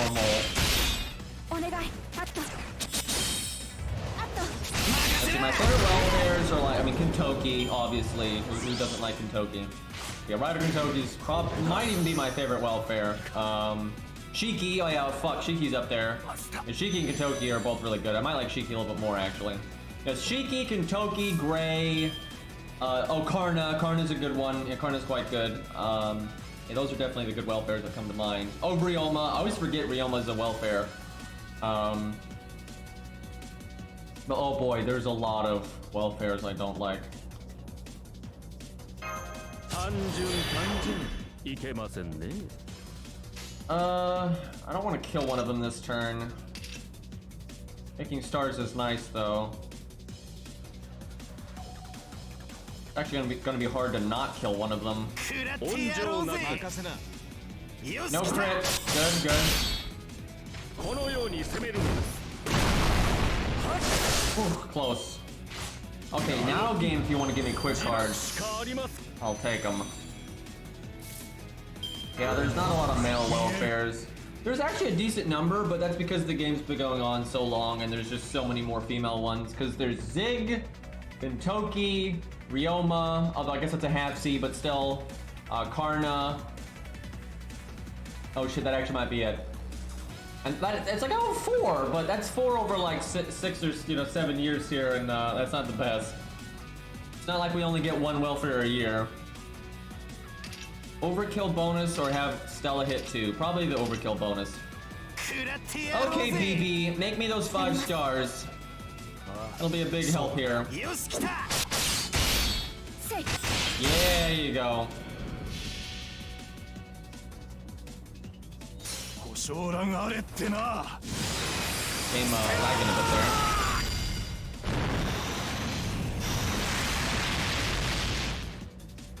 Karna rerun win. I feel that they skipped it, dude. I think what's gonna happen is next Christmas they're gonna do like a collage thing where they put a lot of the old Santas all together, kind of like how they did with Liz, and you can get Karna coins then, I suspect. I hope so anyway. If they don't do that, I'm gonna be pissed.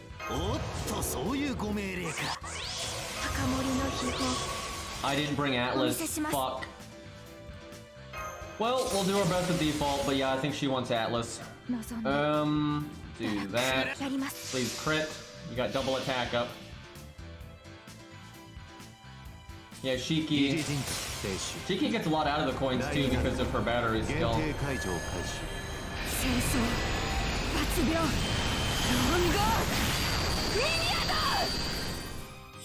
72. Not bad.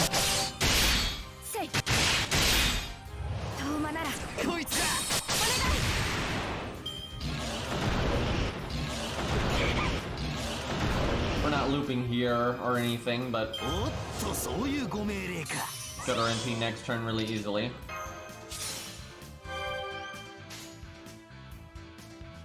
Quick chain or Buster quick. I think Buster quick. Be a little greedy here. Damn it, one that crit. Hey, at least you got that one.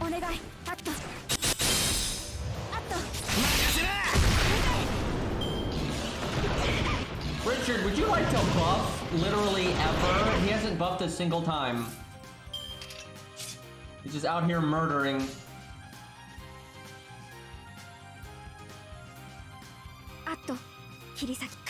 Man, we might have a really shitty performance here, but that's because Richard's going ham.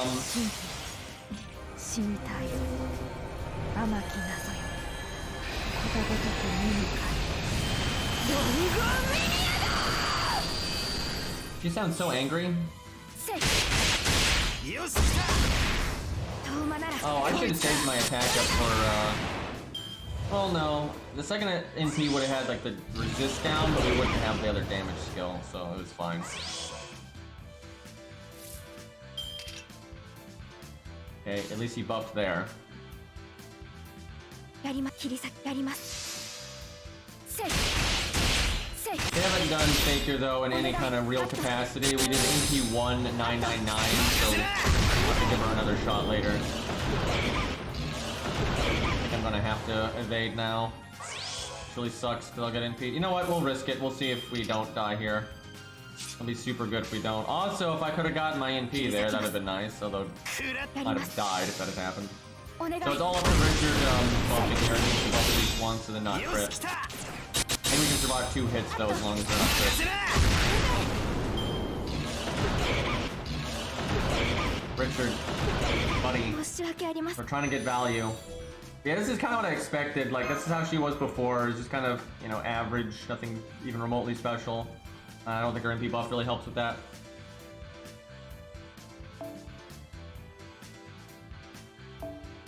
Yeah, we can try Beastly's in a minute. And then we'll give her Atlas, though. I think we can definitely do a bit better with Atlas. The real thing that hurts Gray, and this doesn't necessarily hurt you as much in team play, although it can. It definitely can hurt you in team play. But it's her invulnerability only having 1 hit. So she doesn't actually have much survivability in a solo. Or if the boss just happens to attack her a bunch in 1 turn. What is going on here? Maybe we use Faker real quick, just because Beastly's there.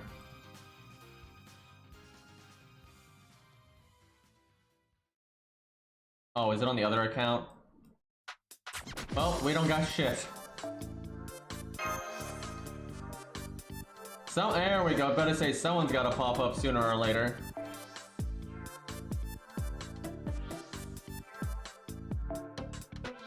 The faces on the skirt there are a little out there.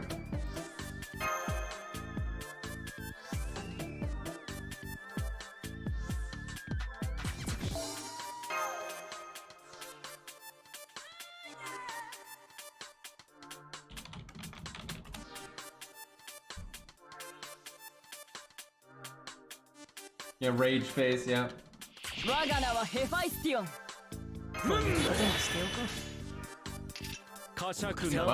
MP.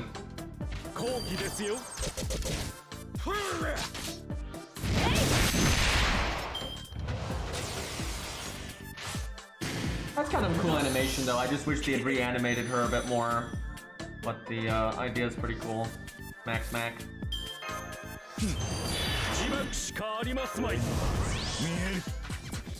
Do I hear 200% NP though? Oh man, you can still use the Santa hats, that's great.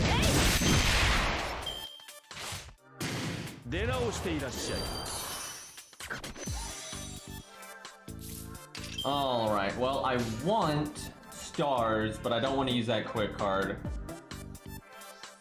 So I guess we just pretend we didn't get it. This is kind of the worst hand ever for stars. That's a quick card.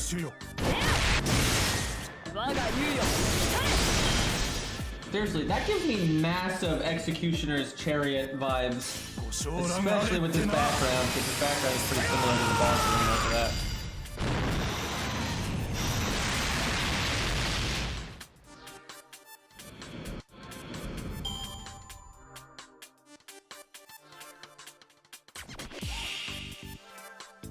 Yeah, I don't think she's gonna make the Garbo list because she's got 120% battery, so probably not. She really isn't anything exceptional though from what I have seen. I forgot to bring Atlas. Why am I fucking up the Mystic Code every run? Always bring the wrong stuff. Although I don't know, maybe maybe she's good with default. Like, I'm not sure Jenny goes around the wheel that smoothly.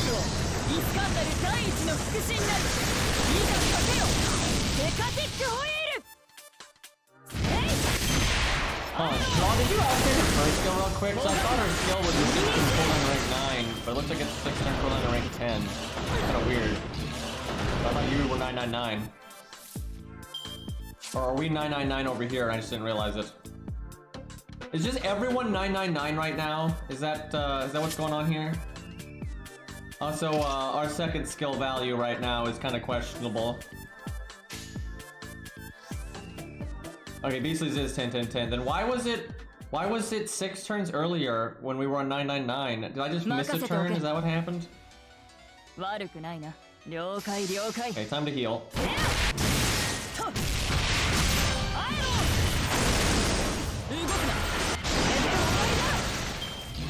That turn must have gone by and I didn't realize it when we used Oz earlier. Oh man, our passive, she's got a passive where she's less likely to get crit. It just proc twice in a row. That's actually an awesome passive, and I think it's legitimately a pretty nice positive for her. I think it's this one. It makes her less likely to be crit. I just saved us so much health.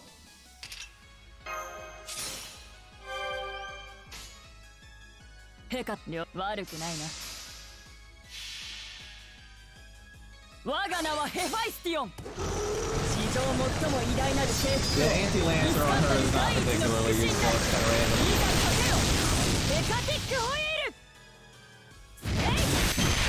Well, it's not, I guess it's kind of random. I mean, I think there's way better things, but because she is a pretender, she does get some use out of it.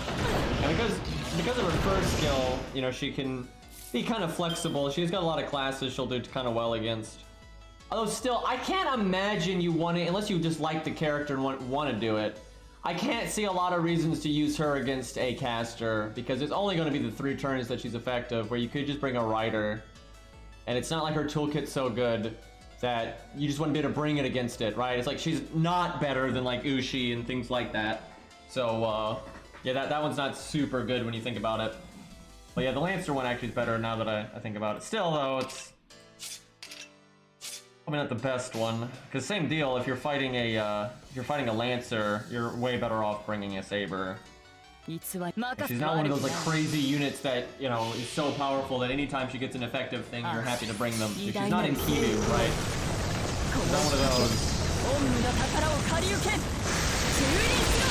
However, if you like the character and are trying to use her as often as possible, it's kind of nice because Pretender's kind of, you know, counters a lot anyway, and then she gets the Lancer thing, and then she gets the caster thing. So if you want to use her, you can actually use her very frequently.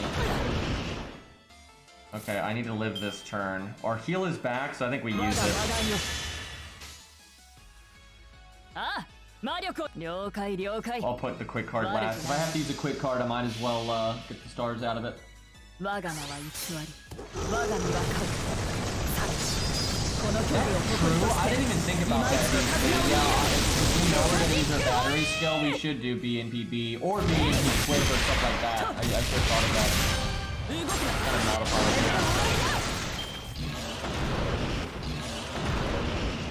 So she's not been crit 3 times because of her passive.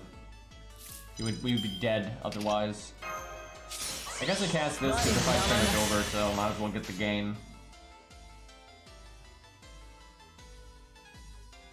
Like that.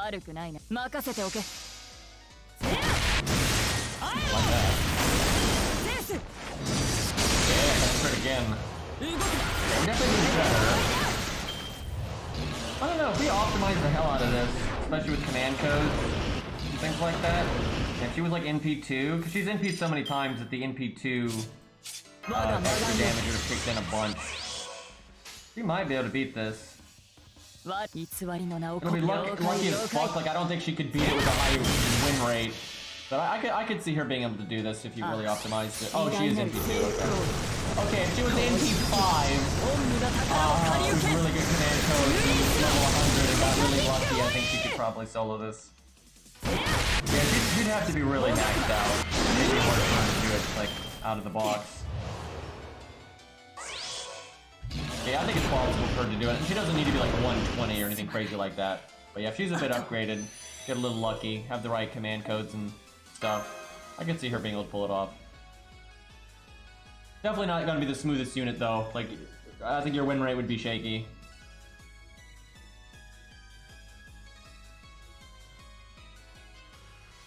Solid though, solid. Alright, let's use Gray again. Daw said he gave her better stuff. And I can give her Atlas this time and see if that helps. Not that the game is letting me summon Zaw or anything. Imagine being able to summon the people that you actually want to use reliably. Why, game? Also, look how long it takes me to scroll down through everybody.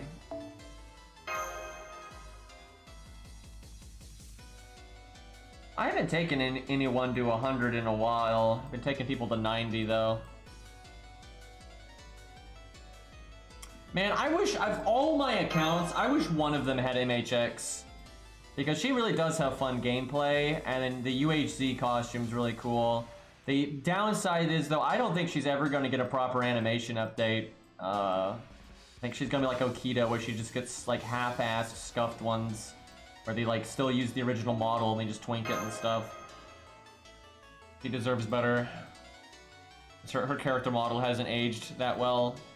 Like, she's still better than... Where is Zaw? Who killed Zaw? I'm lost? Yeah, apparently. It was lost all this whole time. There we go, my god.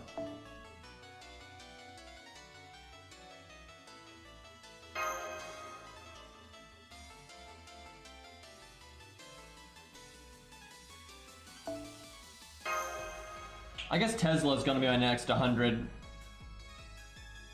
I can't think of a lot of other units that I would take to 100 right now, on my main anyway.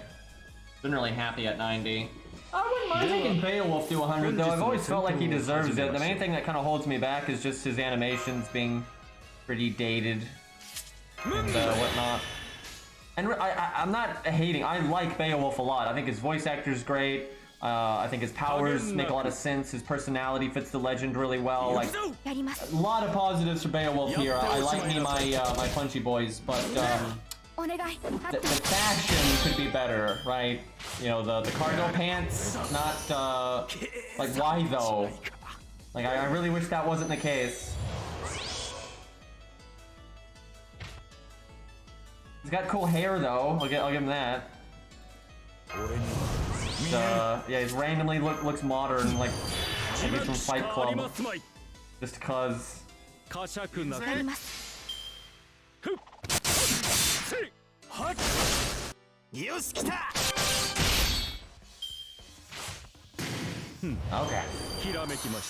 We need a gray card here to get our MP. Okay, good enough. Try to get some stars from Mirage here. This isn't as good as last time. Okay, I wish she hadn't killed that.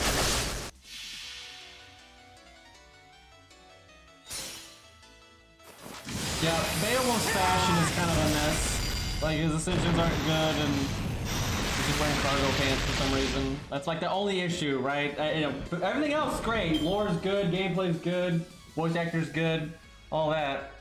Well, I guess his animations too. His animations are bad, but okay. I don't think I changed the Mystic Code. I don't understand why I just can't change the Mystic Code. That's like 9 times in a row that we've used default.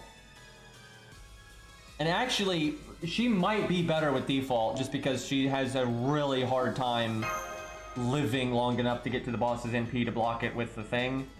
But Atlas is normally going to be more peak value if you get lucky, and we're trying to look for peak value here. Okay, we got heal command code now, that's good. That'll make it easier to use Atlas. Although, yeah, heal boost with default actually is pretty good. You get like that 4,500 heal, and then you can heal boost the command code as well. That's a lot of health, like it can be good. It might be better for her, like default really might be better. We'll see. Okay, this hand is super bad because it's no one can gain for Gray. Who somehow is almost as tall as Leonidas because old sprites are way shorter than they're supposed to be.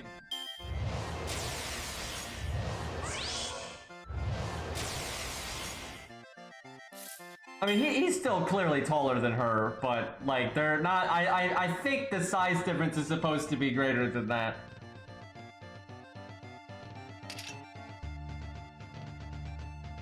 Wait, no. They... Ugh.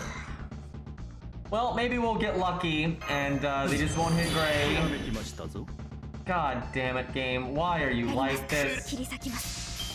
When we were talking about Leonidas' height, and then the enemies just don't attack him at all. This is why George is good. Triple crit Gray. We can put it past him. Don't do it, game. You know what? Fuck. We're just. None of this.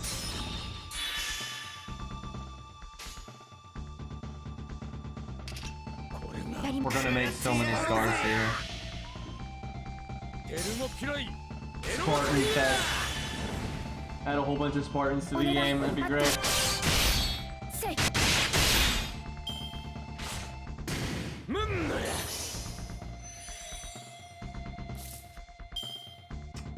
I guess I overkill the low health ones to make stars. That seems like the the play here.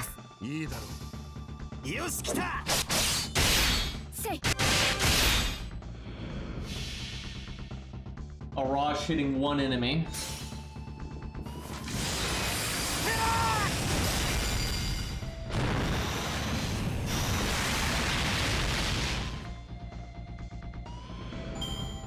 Alright, 12 stars, that's not anything exceptional, but it could result in a crit.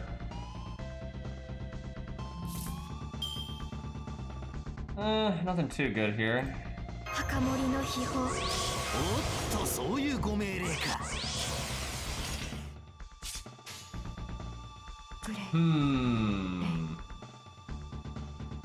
We could honestly do the art card because of the refund she gets and then her third skill, but I think we just do quick. Or quick buster if we think that we're gonna get the second NP on the same turn without, because the buster does have the 40% crit. You know what? Yeah, we'll take the 30 and 40 because if either one of those crits, that's worth it. Oh, we've used Beowulf against the dragon before. He do a lot of damage. I'll do that again later, but I kind of want to save my AP on my main account right now. I have so few apples, chat. And nothing crit. Well, that was very disappointing.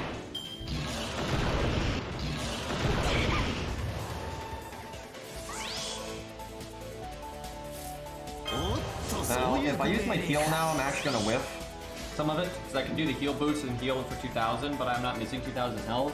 But I think I use it now, so it goes on cooldown as fast as possible, and I just don't use the other heal boost, because I don't think I need it.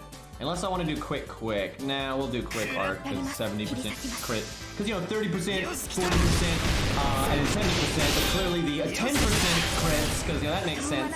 At least the 70 crit as well.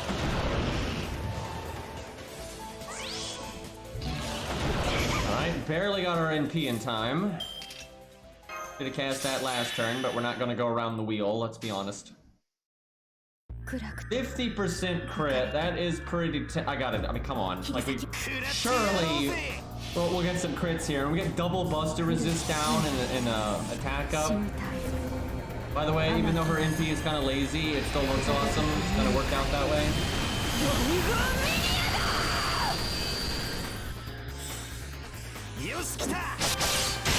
There we go. Damn it. Man, that buster could have done so much chance to do the crit. That buster resist down double. It had the command code. It had the attack up. Had the first card buster bonus. It was in third place. There were so many things in its favor there. Alright, I need a heal boost so I can super heal next turn so I don't die. But I want to do buster quick art there and like ignore the one. Look at this. Everything has a crit chance except for the quick card with heal boost. Ain't that a bitch? I think we do it like that then. Because we got no crit. Come on. Ray, come on, girl. Ray, some crits here. We need the gain. Okay, even with the heal boost, we're gonna be pushing in on living. I think I do the invulnerability then, even though I don't have my NP. But it's so likely that I'm gonna die if I don't. We're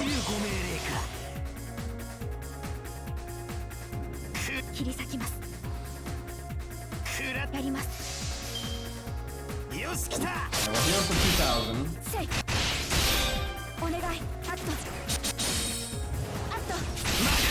We're not doing so good, chat. I'm not gonna lie. We're struggling. Oof. So far, she did better with default, but that might just be luck.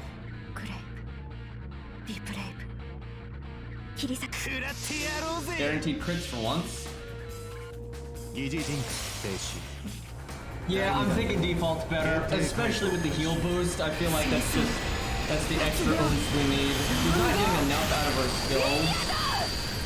And I think she'd actually need to be able to get her skills a third time for Atlas to be right. Because I think she'll get her skills twice, right at the end with default. Where what's going to happen if you use Atlas is you get your skills twice, but you still die before you get them a third time. So Atlas isn't doing anything, really. Like, she's not one of those units that can just really go the distance to get the value out of Atlas there. Yeah. Default is what we need. Well, we have a slight chance to live here. I'll heal boost the Arjuna heal, and we might be able to live. Yeah, we are just not critting, though. He be critting, though. He got that. Alright, let's do one more with default.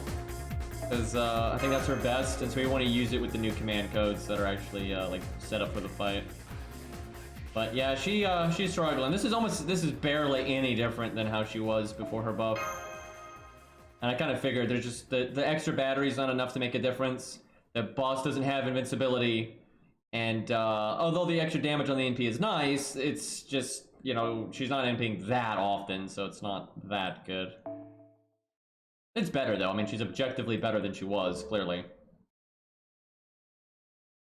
But like, really, if we had crit a lot, that would have been more useful to us than the NP upgrade, right? So like, Gray before her buff that crits a lot is better than Gray after the buff that doesn't crit a lot.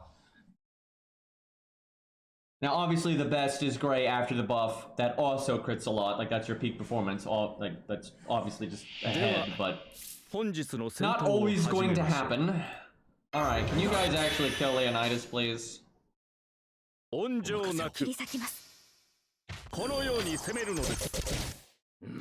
Q really could use a second animation update. His first animation update just wasn't that good, really. It was so long ago. He looks better than he did, but it's still pretty bad by the current animation standards. Emiya, I think, is a little better off than Q, but he'll probably get another one too, I suspect, because his isn't anything fancy.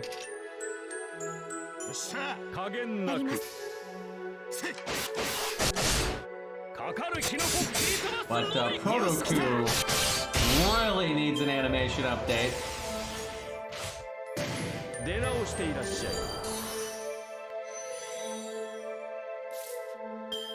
Medusa's holds up alright, but she'll probably get one too. But I think Medusa's holds up a lot better than Q's does. I think Medusa and Medea for the really old animation updates, I think those hold up the best. Where like Attila, actually I want to say Attila's happened after Medusa. Yeah, it did. Yeah, Attila's happened after Medusa's and Medea's and Q's. Because they did Q, Medusa, and Medea all at the same time. But yeah, I think Attila was after, but hers looks worse than, maybe not worse than Q's, but it looks worse than Medea's and Medusa's.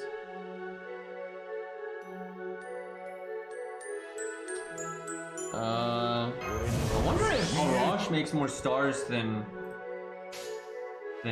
Gray, because they're both 3-hit quick, I'm pretty sure. But he's got the star gen up. But she's an assassin. I'll go with hers, just besides I'll get the overkill. If I target switch, it won't work that way. I would think she still makes like slightly more. Like his star gen up is not that big. But it might be super close. Enkidu's fine for the most part. They obviously don't incorporate a lot of his actual abilities, but that's because Fate Strange Fake isn't finished. Honestly, I wouldn't want Enkidu to get an animation update until Fate Strange Fake is finished. Because in the meantime, his sprite quality is completely fine. He doesn't have big head syndrome or any of that. And he's not using generic animations, and they look fine. So yeah, I think they should just wait, because more of Enkidu's abilities will be shown later, and we'll see how he fights more and that kind of thing. Okay, let me think. I think we want to do heal boost to use the heal command code next turn. And then we'll heal boost for the mystic code later. So we go ahead and do this though. We need to incorporate the heal boost.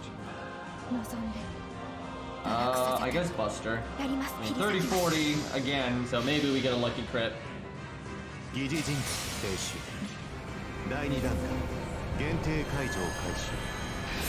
see Attila getting an animation update if they ever do something like Attila Link, you know, to add like Coral or something. Even though I don't like Estella, like, it's such a shallow game, but I'd be glad if we did a collab, because there's some stuff in it that'd be cool to see in FGO. You got Archimedes, you got Carl, got the like costumes and stuff. Ku's got like the black costume from that. That looks, honestly, Ku looks better in that than he does in default. Ku's default's not so good.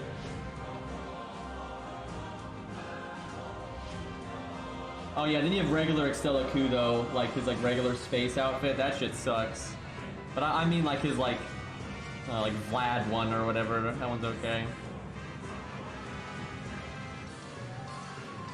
I don't know if this is actually gonna amount to getting our NP a turn sooner. Alright, we heal. Don't think I need to do the heal boost, so I can do the heal boost after. But I do want to do art. Yeah, let's do art to just absolutely make sure we get our NP here.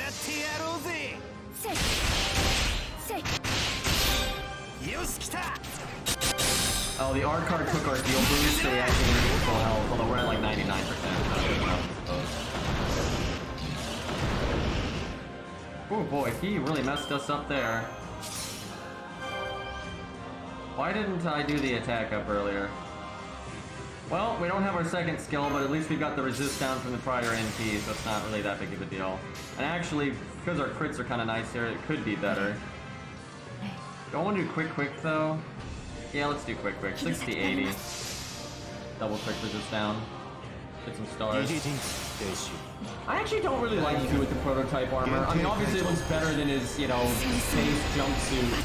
But like, when I see the prototype armor, it's Proto Q, right? So seeing Q in Proto Q's armor, it's just kind of weird. It's like, why don't we just have Proto Q, right? Like, Proto Q has so little. Are we gonna take that away from him too? Right? It's like, you already took everything else away. Can he at least have this? Like, shit.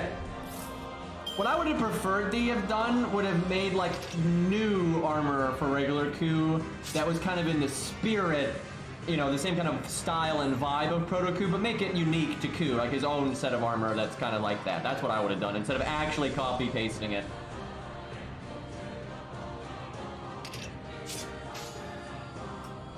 Now, art quick is definitely better for getting our NP going, but 70% crit right there is too tempting. I need heal boost because we're healing next turn. I'll do it like that. Do you think they're ever going to put Jolter in, like, because they're probably going to make more games like Estella at some point. And yeah, I think I could see them adding Jolter to that. I really wish they would make a action game like that was actually good. If they're going to make it Dynasty Warriors-esque, then at least put more effort into it, because they made one of the worst Dynasty Warrior games I've ever seen, and that's saying something. Like, all the other Dynasty Warriors games out there are way... I mean, I'm sorry, I'm a Fate fan. I'm not really a Zelda fan and that kind of stuff, but like, the Zelda Dynasty Warriors game is so much better than Extella Link. It's laughable looking like those things next to each other, right? Same for like the Fire Emblem one and all that shit. Like, all that stuff is just way better, right? Way better. All the Fate games are just so shallow. It really annoys me. Yeah, you got Grand Blue over there doing like a proper Monster Hunter game or like God Eater game, and that looks really good. Like, if Fate could... Like, I'm really impressed by the Grand Blue Fantasy devs, because they actually respect their own IP enough to put effort into their other stuff. Like, they made a real fighting game. And now they're making like a real God Hunter / Monster Hunter game. And it looks good. I'm like, why can't Fate do this? For crying out loud, Fate's got more money than them. So the fact that they're able to pull it off and then Fate can't is just kind of embarrassing.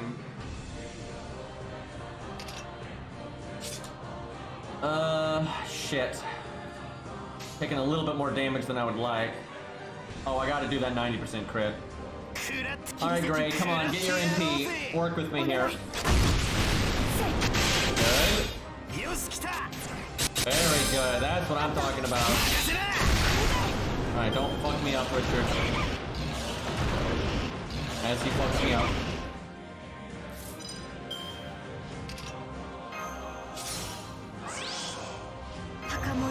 I don't have my second skill, so this kind of sucks, but I got an NP right now.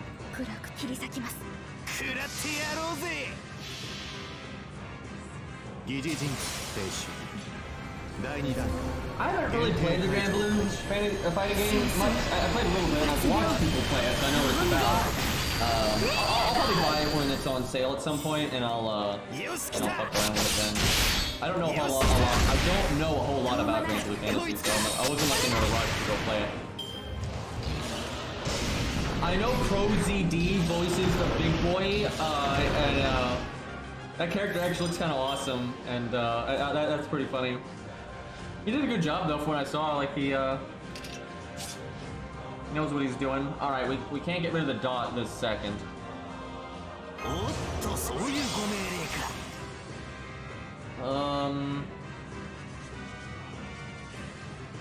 Let's see. Might do art quick. Then we heal next turn. Man, we didn't crit there! We're really pushing it right now. Uh-oh, thankfully we had a vulnerability there. Well, we're not looking so healthy now. I kind of need to use every quick card because I need to get rid of the dot. I mean, our odds of surviving here are pretty bad, so I think we'll just do the heal boost and the heal and hope for the best. I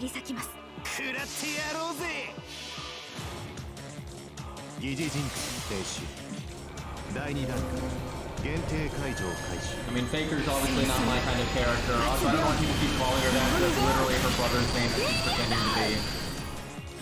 But, which is incredibly weird, but, you know, she's fine. But not my kind of character. The gameplay is kind of just whatever. Don't, damn it. Oh, we could have lived there. Well, she made it past 700k, which is what we're looking for from an AoE unit, but with how upgraded she is, I would have expected more, to be honest. But that was okay. That was respectable. Not embarrassing or anything, but certainly not, by no means among the best AoE units we've seen there. And not even the best AoE assassin we've seen there. Some of the other AoE assassins have actually done quite a bit better.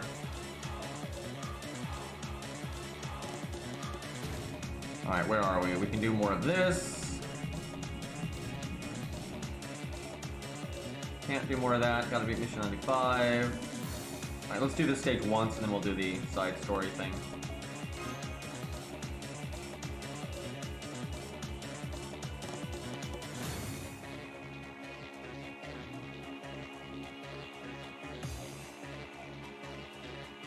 Alright, this is farming, so we want the CE.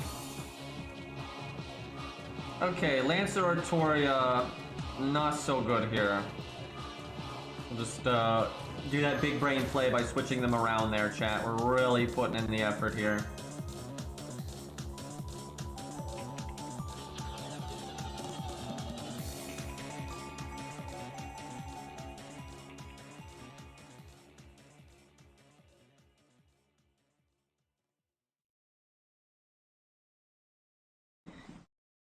I am looking forward to messing around with the challenge quest again. There's a couple of setups I want to play around with.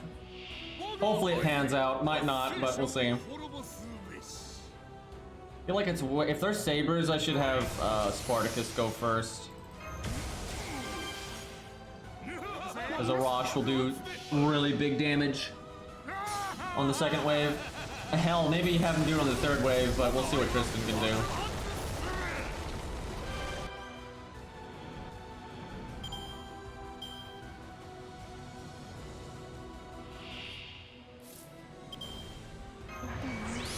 This is completely unnecessary damage, though. Like, Spartacus could have done this wave, it wouldn't have mattered. You gotta have a Rosh NP on those level 44 sabers, or 44k sabers.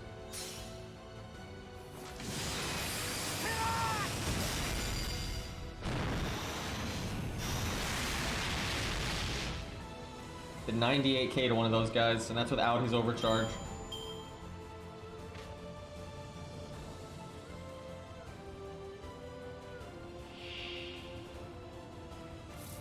Alright, well, there's only two of them.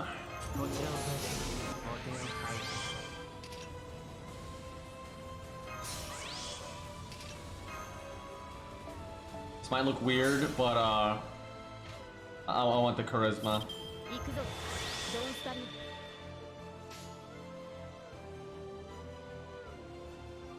やりますではそ突破します死をもってあがないを殺戮をもって収束$165, no NP buff. One day.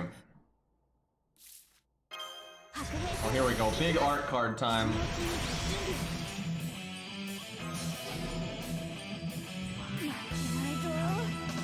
Come on, give me those lucky crits. There you go. He's got it. Easy.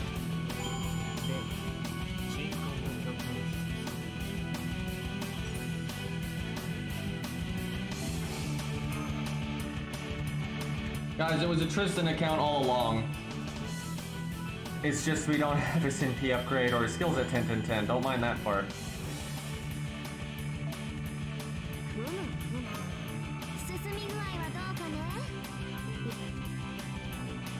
I wonder if mission 95 is just beating a certain number of missions.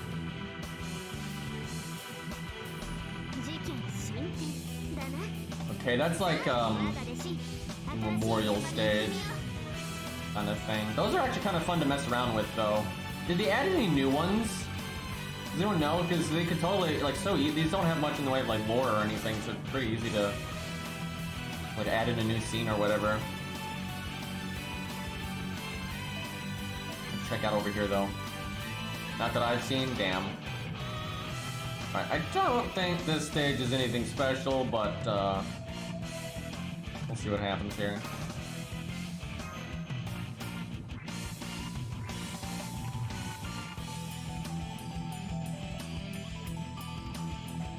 I love that emote say with this song. I don't even know why, but that's great. Let's go Kermit the Frog and Fate Unlimited codes.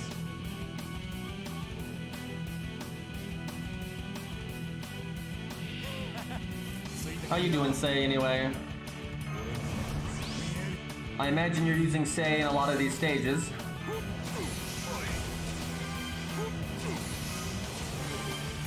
Well, Arash can't really do anything. You know what, we just, Arash is just here for moral support. You know, I should have had her out on the field when I did the Mystico's backup, but I don't think it's gonna matter. Catching up on Genshin. I haven't played that in so long. I really need to at some point. I need to just get through the Weeb Zone. I fucking hate it, and the story is so boring. And they made it so slow to progress in the story because you can't like skip dialogue as fast anymore. But I need to get it done because whenever they add a new continent, I'll give the game like a real try again. And I really want to get out of the Weeb Zone, but it's so boring. I mean, oh my god, it's so boring. All the combat's boring, the story's boring, it's just filler. Yeah, I've heard it just gets even worse. I've played it a little bit every once in a while, for a while there I'd log on a little bit every day to just play like a chunk of the story to slowly get it out of the way, but I just lost heart and I just stopped doing that.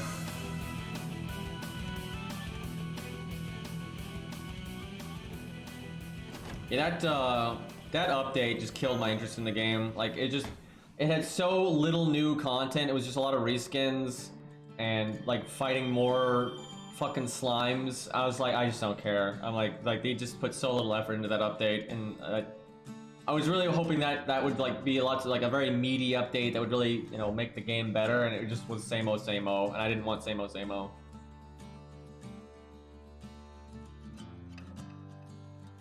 Dude, it's so funny. People keep trying to act like I quit prematurely because of that stream, but I kept playing after that stream, and it got worse. Like, I played plenty after that stream, and the game got fucking worse. I'm like, it's so ridiculous how many people are like on copium about that update. And dude, it's not just me. Their player count dropped so hard after that update. Like, after like the novelty wore off, their popularity has absolutely dropped quite a bit. Now, I think they can recapture it easily, like very easily. I think people want to like that game, and I think people have kept an eye on it.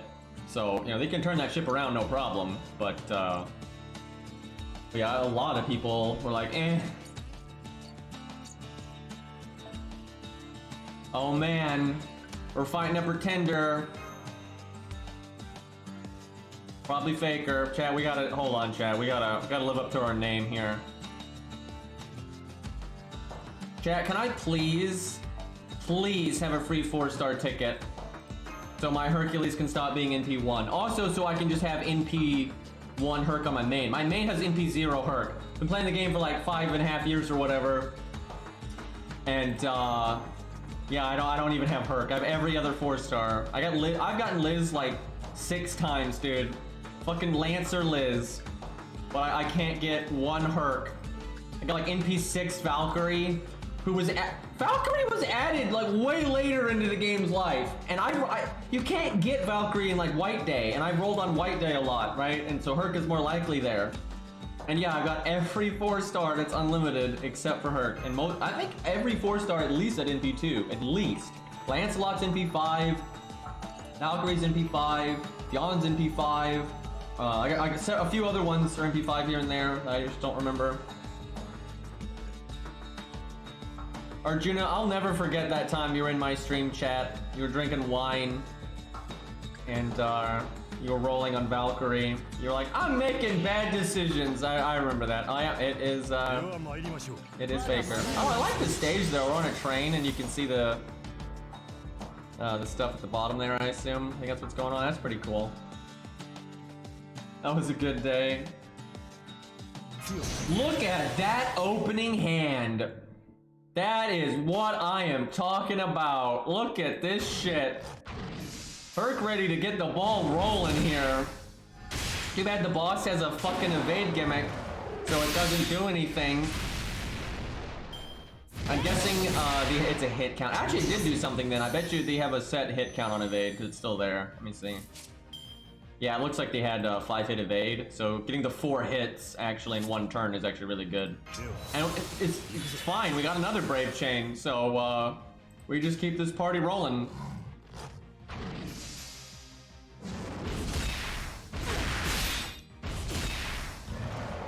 Yeah, she had 5 hits. That's what that is.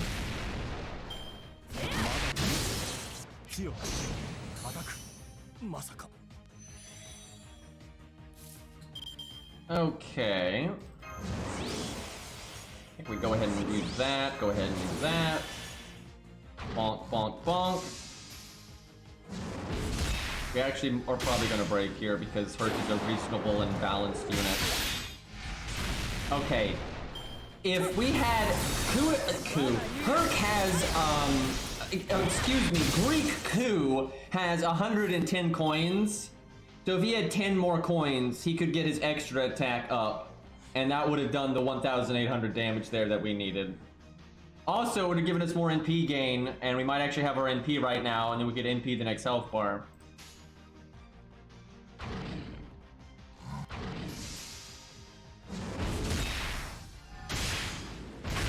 And Greek Coup and Irish Herc. That's how this works.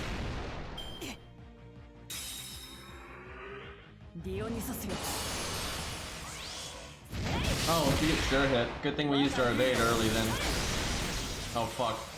I say oh fuck like it's bad that I lost the guts that comes back anyway and I get a free buster up. Like, it's not really a bad thing. If anything, it's a good thing. Also, sure hit don't work on our invincibility, so I'm pretty sure we're gonna win this, chat. I'll record this with someone a little bit more interesting on my main. I'll make a video when this is kind of a fun little fight. It's not like anything super hard, but if I dial it back and use a weaker unit than a level 100 2k Fode Herc, I can probably make some good content out of it.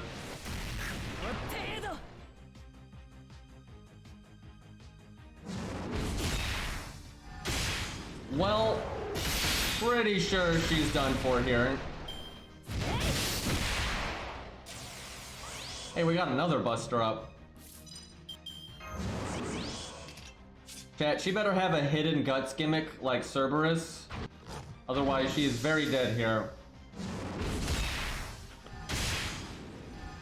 36k, no crit. That extra attack just did so much damage. I can't, dude. I gotta get that extra attack up because he gets the 3 of a kind bonus, first card buster bonus, attack up, and then he gets the extra attack up once you get it. That I just need 10 coins. I just need 10 coins. Chat, give me something I want to roll on so I can get spooked by Herc real quick. Oh yeah, we really should skim through the story because this is actually new. I don't think it's gonna be all that interesting. It's mostly like some mystery on a train side story thing, and it's just kind of introduce her. That's it, you know, it's kind of fun. Okay, can we not have a player option every 2 fucking seconds? Like, I literally can't even click the screen enough for it to go into fast mode. Why did he think of Alex instead of regular as Kandar? What the fuck? I guess because Alex is in the main story in Septum, that's probably why. But there was the Fate Zero event, so...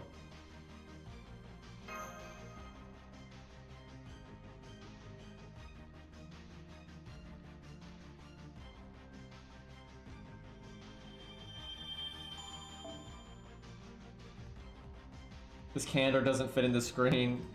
Too big. Alrighty. What shall we use here? Alright, why not? Better than mine. Mine's level 80. Everyone's grailing Summer Canis to 90, and mine's just 80. Making me look bad over here.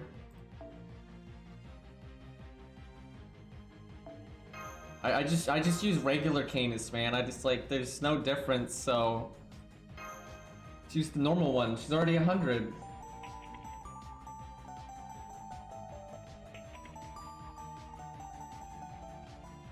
I might take her to 90 someday, but yeah, if Zod, it'll take it to 100, so I'm always gonna be behind.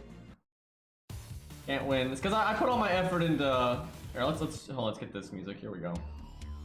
I just gotta put all my... You know what? We should have Baccano music for this train thing. That'd be... Okay, this isn't a train anymore. Which one do we kill first? Probably Reigns, actually. This might be a little tricky. But yeah, Baccano music for the train would be good.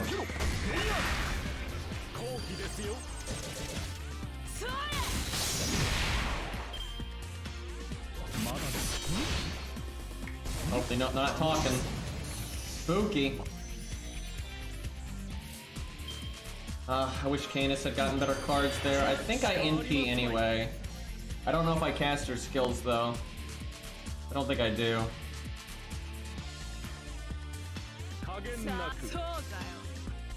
Dude, I'm really disappointed they didn't do a waiver animation update.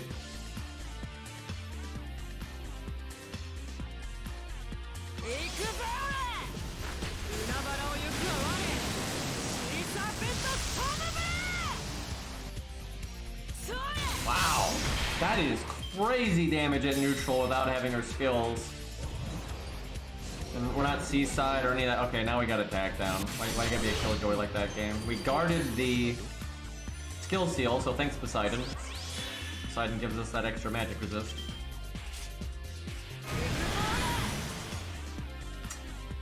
I think we focus on NP gain here, and then murder. Let's smack waiver. That one last because of the command code.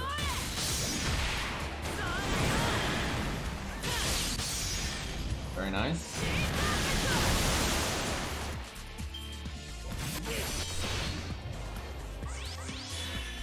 Okay, they got a lot of defense up now, though.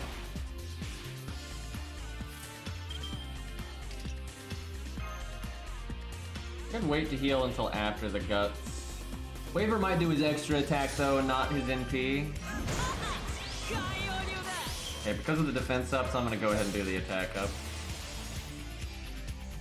I think I can get away with art.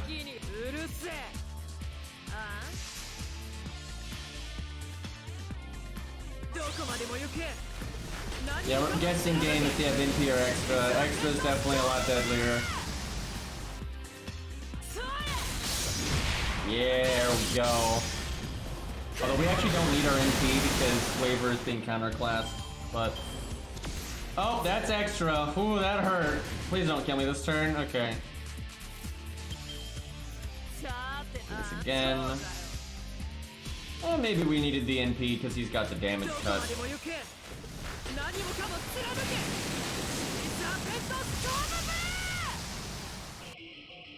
100k, not bad. And an easy loot.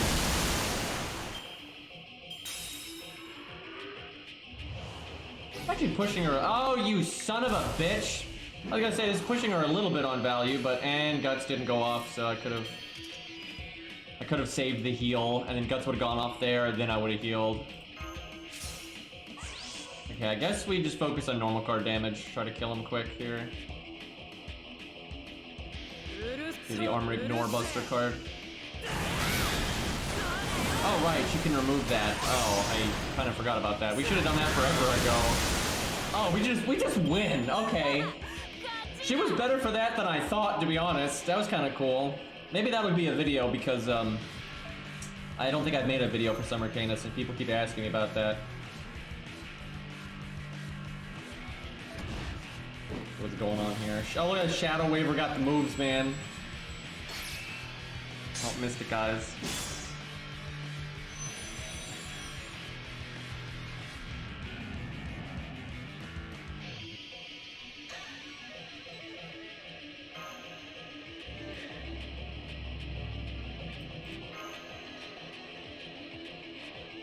I guess there's like some kind of illusion or reality marble or whatever on the train. Oh, there he is. Yeah, look how much lower they had to put him to have them like in sync like that. That's funny.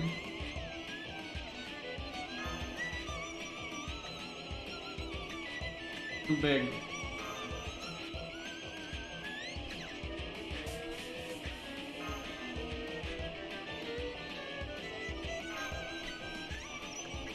Maybe what I do is I'll like put those two bosses in the same video. Like sneak in some Bakuno music.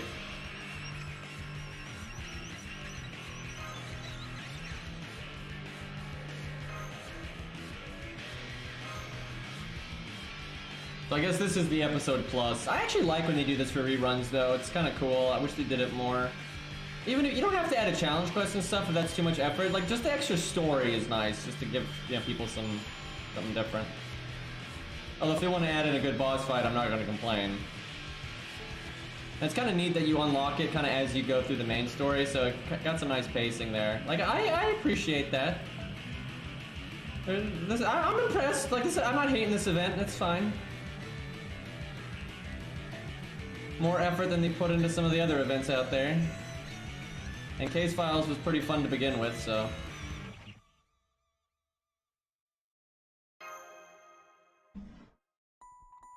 I know Grey fans over here getting their coins pretty early on, and then Carnage fans are like, but what about us? Wait, this song just played.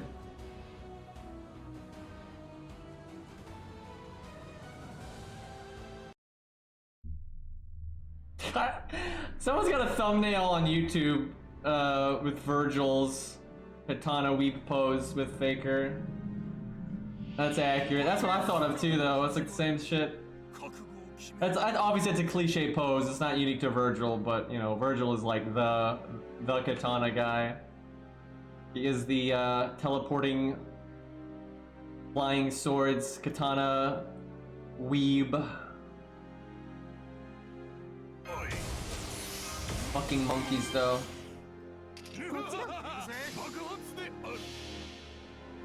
I haven't played Bloodborne. It's like the only Souls game I haven't played because I didn't have the PlayStation 4. It's not on PC yet, but it's gonna come to PC. So I'll play it then. I only know stuff about like the PvP of Bloodborne. I haven't really watched any of the PvE, so that'll be kind of fun.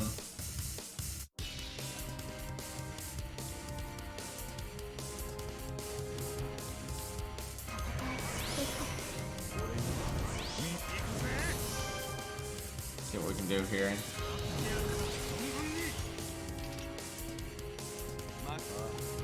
Might not kill the especially the 72k. Maybe I should have brought in Lance Artoria for the charisma buff.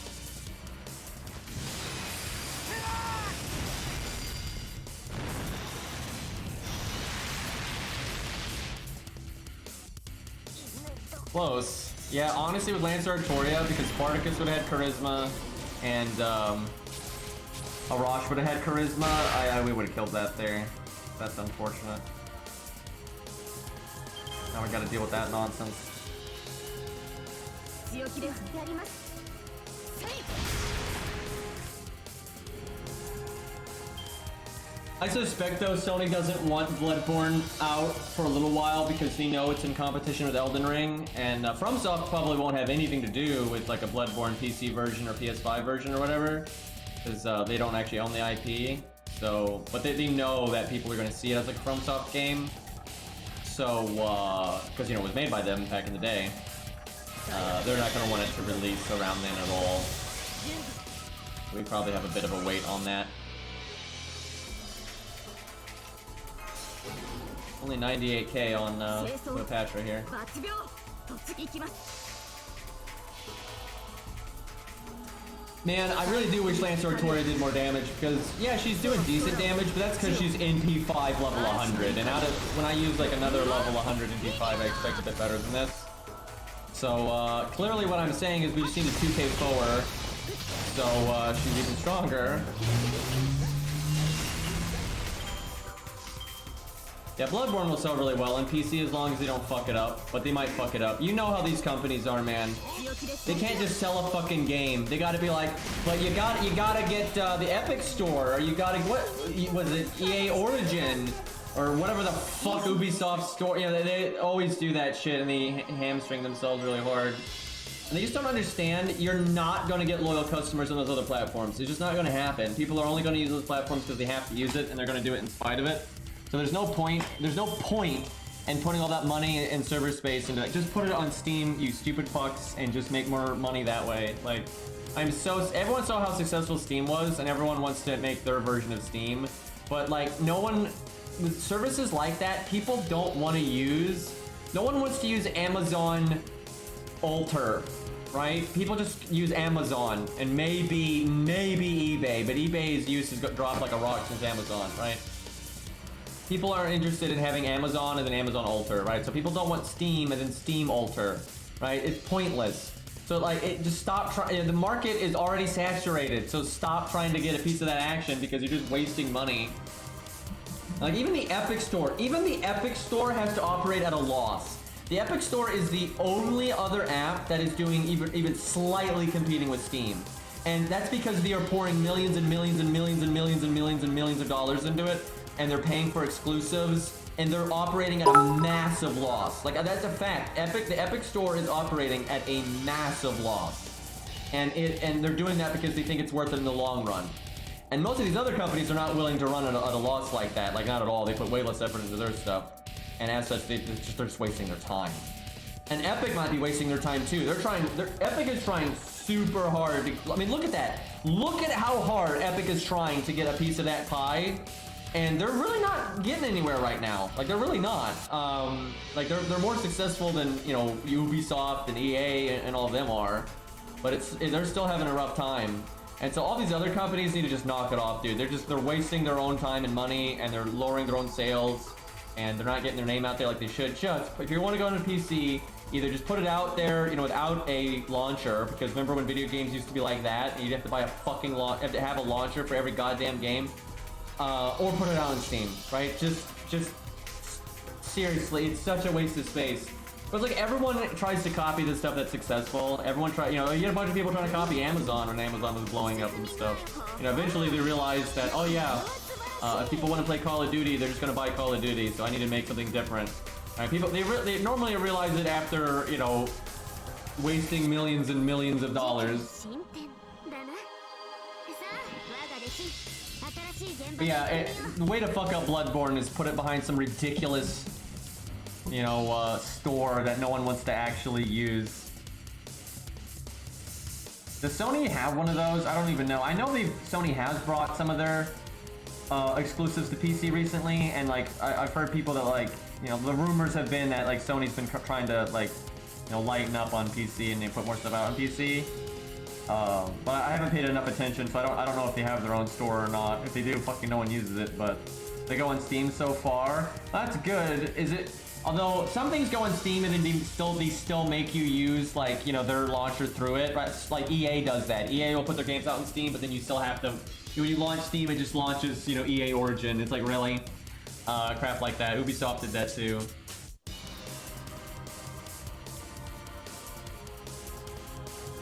Yeah, Uplay, that's the Ubisoft one.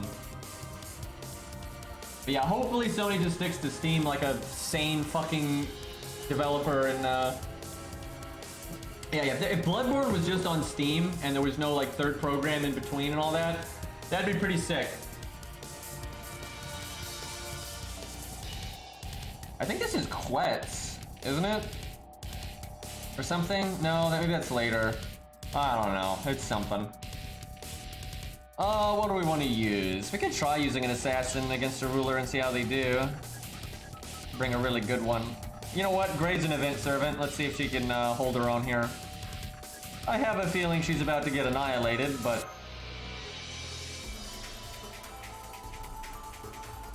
Yeah, actually, I'm not sure Gil's the most Grail just because he's a limited 5-star that some people just don't have, but he's definitely up there. People get it confused because people don't realize the Grail things they show off is only for that year, and a lot of people have already Grailed a lot of stuff from previous years. So those things, but as Zaw says, even though it's only for that year, Gil still shows up all the time. So if you took all year, oh, right, of course. But yeah, if you took all years to put them together, yeah, Gil is probably at the top for sure. But because Gil is limited, he might not be the most Grail thing. But yeah, they're probably never going to do that because they kind of like using those things for like hype, and they kind of want it to be the more recent stuff, so that's why they only do the 1 year. But like, for example, you know, I've Grailed Q, but that doesn't count, right, when they do those things, because I Grailed them forever ago. Also, good luck Grailing like 120 for 3 stars right now, because that's like impossible. It takes forever.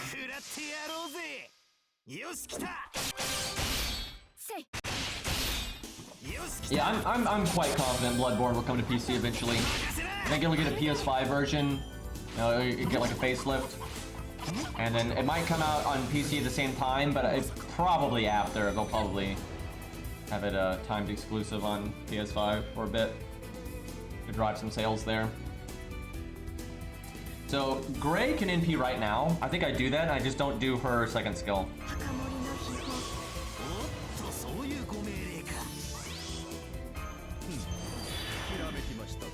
Oh, I see Grays gets a little NP bonus in this. Will that be enough to punch through a ruler? I don't know if they'll do the Demon Souls remake just because that was such a console seller for them, but I mean, I would. I think you get your value out of a console seller within like a year or so, and after that, it's just not worth it anymore. I think what they think is because no one can get a PS5 right now, that there's still people that will buy a PS5 once they can for Demon Souls. And they're probably right about that, so they'll probably wait a while. But yeah, maybe they will bring it over. That'd be pretty cool. Although honestly, I kind of prefer the regular Demon Souls. I wish we got like a more normal update for Demon Souls that kept like the original aesthetic. Because they actually did make a few minor gameplay twinks, most of which not really positive. And then I don't really like the art direction of the remake. Obviously, I like the graphic fidelity, obviously. But like they redesigned some of the armor sets, like the fluted set, especially on like the female character. Looks like completely different, and same for some other sets. Like they redesigned, what's her name? Meralda, they redesigned her set, and I don't like it at all. Like they made her set look like a Diablo armor set, and it looked way better than the original. Like for real, I do think the graphics fidelity of Demon Souls is awesome, right? They did a good job there. But the aesthetics, it looks like a Diablo game. Like, not really a fan. Hey, at least they have a better character creator though, from what I've seen. But I'd probably play it just because I haven't played Demon Souls in a really long time, and it's kind of interesting to see the different, you know, aesthetics and everything, even though I don't like them as much. And I really don't like the music as much, because that I've listened to, and yeah, I think they really missed the mark on that one.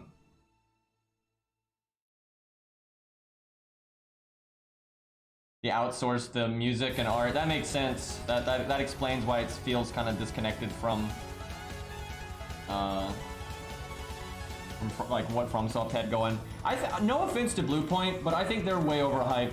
Like, people act like they're making, you know, FromSoft games. They're not. Like, they're an engineering studio and they do the technical stuff under the hood. Like, that's all these, and that's fine, that's important, and they are competent at that, clearly, so good for them. But it's not like, they have never demonstrated themselves to have, like, good game design skills, good, or any of that stuff. Now, maybe they do, they've never really, you know, been put to the test, but there's really nothing to hype when it comes to Bluepoint. They kind of just, you know, they're just doing under the hood stuff. They don't really do anything else. So it'll be interesting to see though, because I know Sony has made a lot of money from Bluepoint, so they're putting a lot of stock in them now. So they could presumably hire people that are good at doing the, you know, game design stuff and all that kind of thing. So I'll be interested to see what they make if, you know, given the chance to like make a completely original game and they hire some new staff. So if you can combine the technical skills that they have with a good, you know, game lead and all that kind of stuff, they could potentially make an awesome game. But what I'm really worried about is because of the hype that they have, and because Sony is Sony, that it'll be very corporate, and you know, it'll be a very mainstream version of like what From Software has, right? Because that's what Sony wants. They want like a From Software, but you know, more corporate, right? You know, that's what they want, and that's going to kill a lot of what makes From Software's style of games really good. So I don't know. We'll see. And I'll keep an open mind, but some people think that Sony's going to give Bluepoint Bloodborne, and they're going to do Bloodborne 2. And boy, that would kind of suck for Miyazaki and everything. I don't think they'd be happy with that. But you know, who knows? Maybe they'll make something good. But I don't think From Software wants to make a Bloodborne 2. I think they're kind of just happy with what it is, and they just want it to be a, you know, a set in stone thing, and that's just that. I don't think they... And for real, I don't think Bloodborne is that, from what I've seen of it, it doesn't really need a sequel, so... Bloodborne cart, yeah, people are always joking about that. Alright, I guess I do this now, and I do the attack. We might be able to do this with Gray. This is tough with a ruler, but we got a lot of damage up here.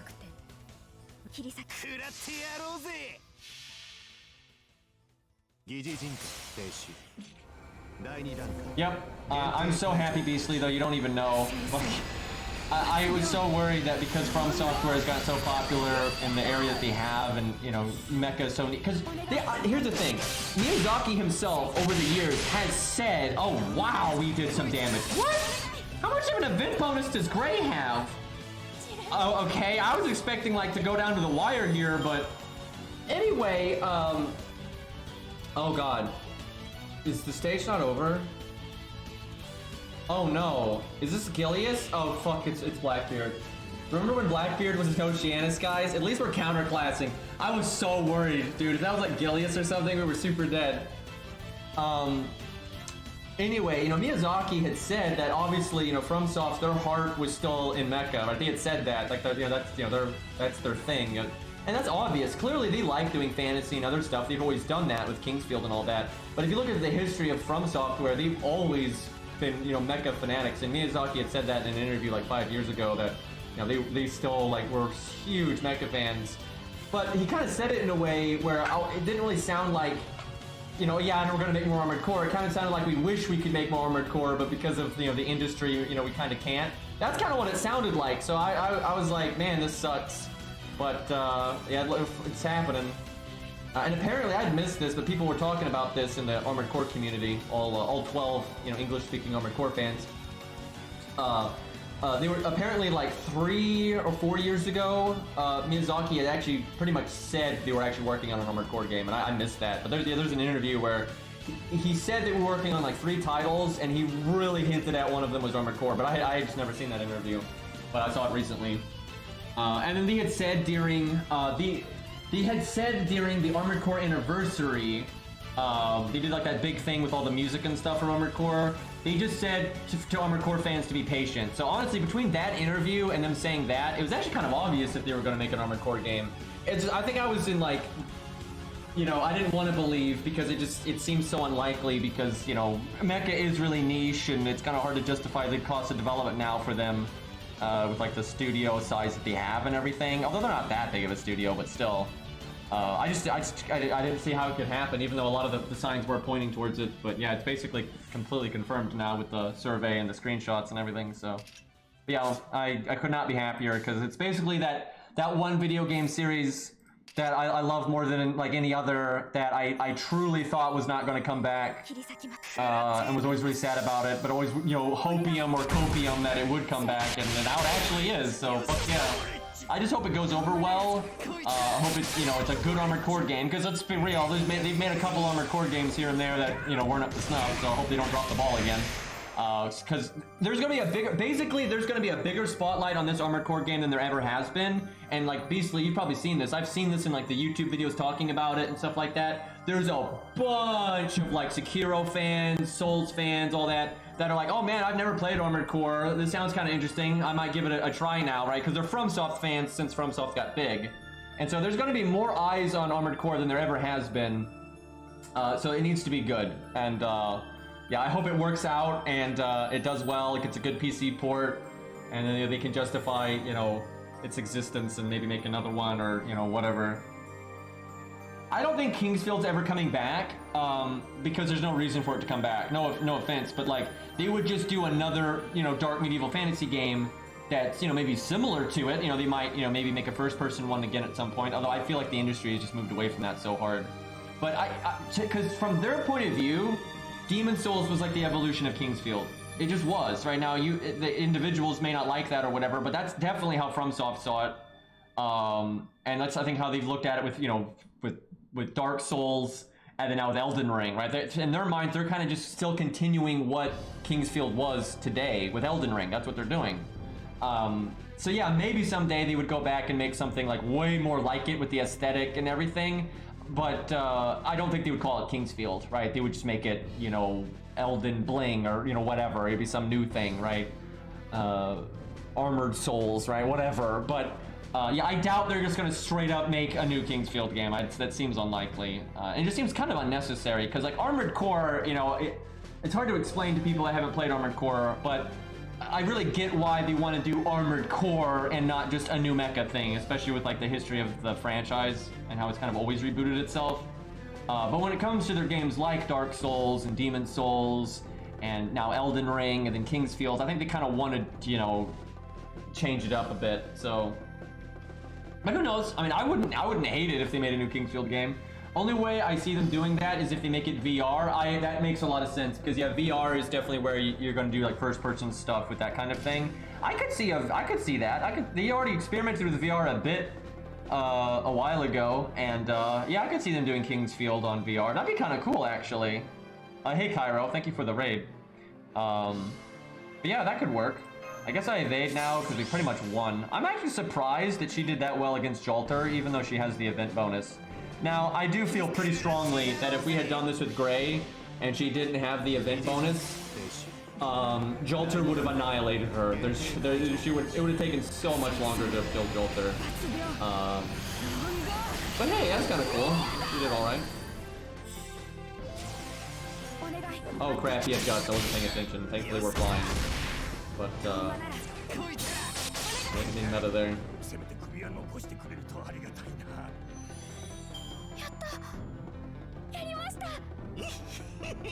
I bet you that we do have a while before the new Armored Core game. Because I imagine it was kind of in pre-production and all that during Elden Ring, and now that Elden Ring's kind of wrapping up, now they're probably just now really going ham on Armored Core. So I don't think they'll even announce it officially and stuff until Elden Ring has already been out for a little bit. Like, they don't want to steal its thunder or any of that. Her event bonus is 100% and she gets 50% NP damage. Yeah, that explains why she killed Jolter on that one turn. Now, I think she could still do it without the NP up if she just had the event bonus, because she could have gone like that turn because we had the invulnerability and all that. Like, it would have been okay if we didn't kill Jolter right there, but she would needed to have killed Jolter like the next turn or two. Like, I could have evaded, because I could have evaded that turn after, because we didn't need the evade for Blackbeard. So she would have needed to have killed Jolter within the next two turns. And I think she could have done that if she didn't have the NP up. Might be pushing it, but I think she could do it.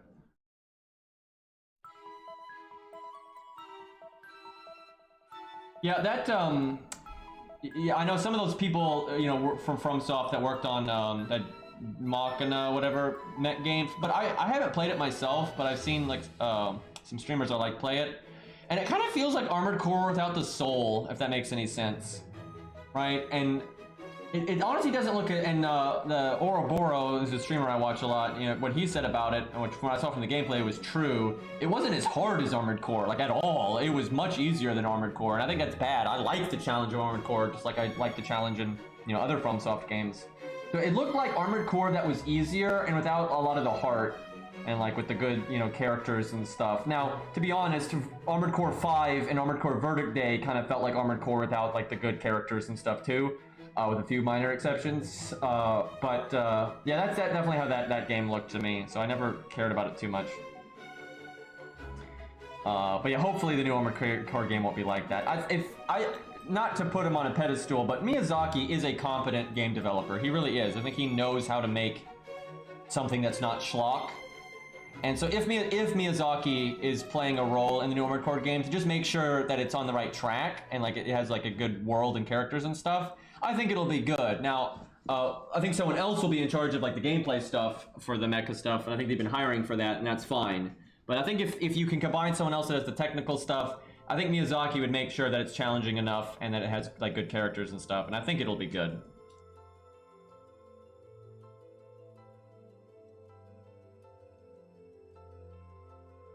Yeah, Verdict Day was the last Armored Core game, and that was a long time ago. Like, my god, that was a long time ago. And honestly, that game was kind of an afterthought. Like, that was kind of, they didn't really have the A-team working on that at all.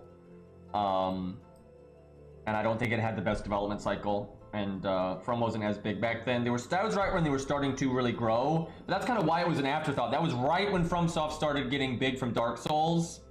And but I think the development of Verdict Day, I think, started during Dark Souls, so they hadn't gotten that success yet. And so it was still a small team, small budget, and it kind of got put in the side bin because you know, Dark Souls had blown up so much. So it didn't feel like an A effort from them, to be honest. And I like Verdict Day, and I think it's a lot better than Armored Core 5. But Verdict Day is no For Answer to me, like not at all. Yeah, Miyazaki has been involved in a lot of the Armored Core games in the past. Even For Answer, and you know, For Answer is the best one in my opinion. I mean, I really do like Armored Core 3. I really do. But man, For Answer is just, that's like one of my favorite games ever made. Okay, is this Quetz? I'm looking at the background. Yeah, this is Quetz. That's the Christmas temple or whatever. Who do we want to give a... You know what? This might be kind of too easy, but she's not an event servant, and, oh, it's the duo thing, right. Well, let's see if she can solo it. Fuck it. She probably can. She's a pretty good unit. Man, they never reran that event. It's so sad, dude. They'll probably give it a shout out, though, when they do, like, a Christmas collage, you know, collaboration, roll all the Santas, you know. We'll probably do some with it there. Get Santa Quetz, coins.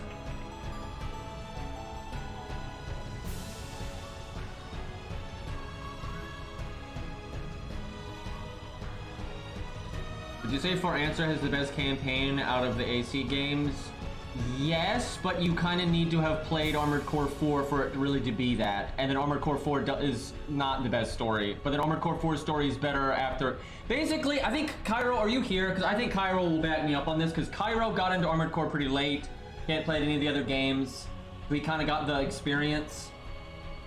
I feel like the best thing to do if you really want to enjoy the story and the universe, even though Armored Core 4 is a bit more vague and a bit harder to follow, and the gameplay's not as good, you should still play Armored Core 4 first, and then play Armored Core 4 Answer, because once you play them both, you appreciate both of them better, right? Like, I think the game crashed. But like, if for whatever reason you are only going to play one Armored Core game, I really do recommend Armored Core 4 Answer, but I think overall you will enjoy the series better if you play Armored Core 4 into 4 Answer. It's kind of hard to explain, but I think most people will agree with me having done it. You'll play Armored Core 4 first, it'll be a little jank, a little hard to understand what the hell's going on, but then you play for answer, and it's generally worth it, I would say.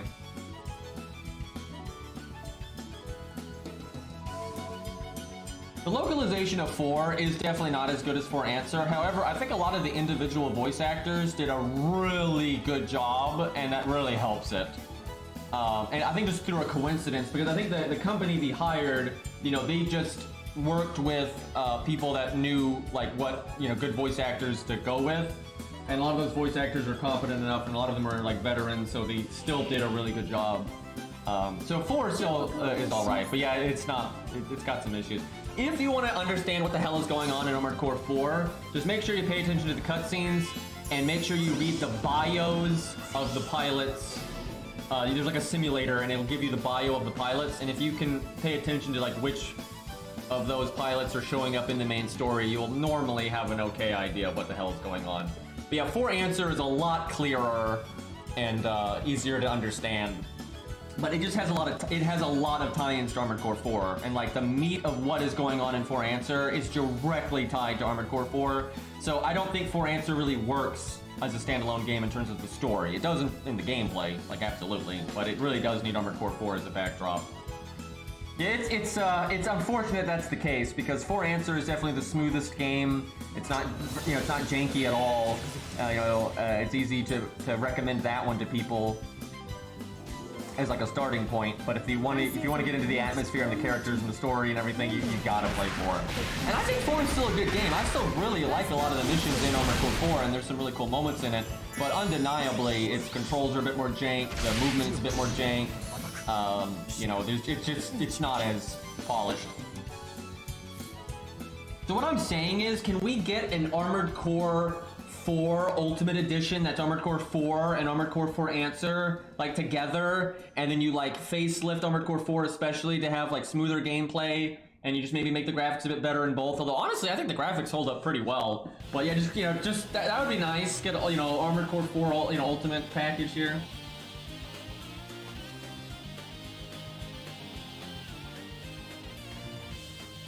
Okay, well, we definitely cast this. I'm not really sure which one of these to kill first. I guess Quetz, just because he's kind of nasty here. Do I cast my first skill? Yeah, we're actually going to rely on normal card damage here more than our NP, I suspect. Do the old see red, press red. Man, Quetz is tanky. What is that defense buff? This is where you need that command code to just yeet it.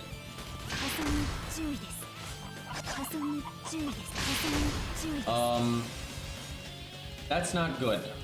That is very bad.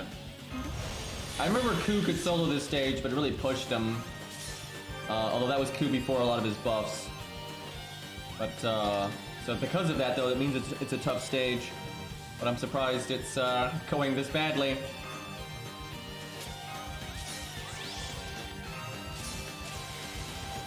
Send help.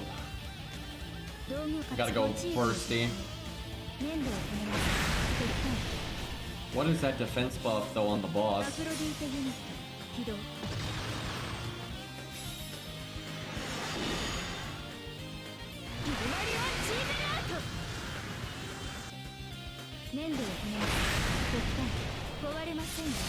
Although, isn't there a harder fight with her later? Wasn't there one at like nighttime? That was, I don't know, maybe it was this one. I don't know. I can't remember if he fought her twice or not. I want to say he fought like the Black Mask one once and the regular Quetz once, and I don't remember which one was the big one. I think this is the big one, but... Oh, Taiga. Fucking colony drop from Gundam right there. That's what that reminds me of.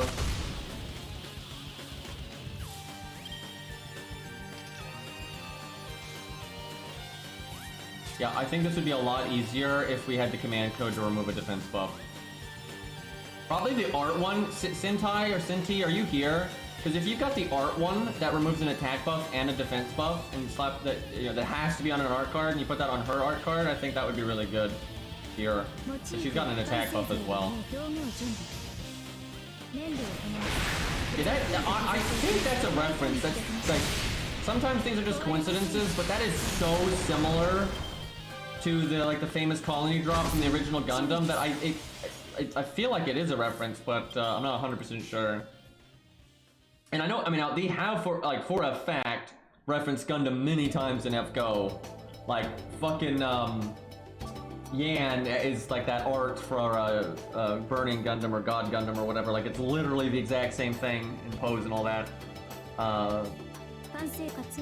That is just so funny to me, but yeah, it wouldn't shock me if it's a reference. A lot of Summer Servants have Gundam references too. Honestly, I'm pretty sure Nasu is a fucking mecha nerd. Because there's a lot of mecha references in FGO. Not just Gundam. I mean, obviously a lot of Gundam, because I mean, you can't really have mecha references without Gundam, but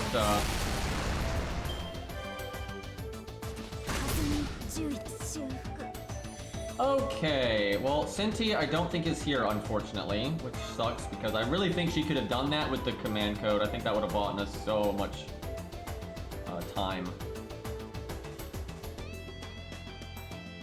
That Gundam XF Go commercial is not real, by the way. That's fan-made, unless there's another one that I missed. But that's completely fan-made, and that fan is just out of their mind because they put that much effort into it.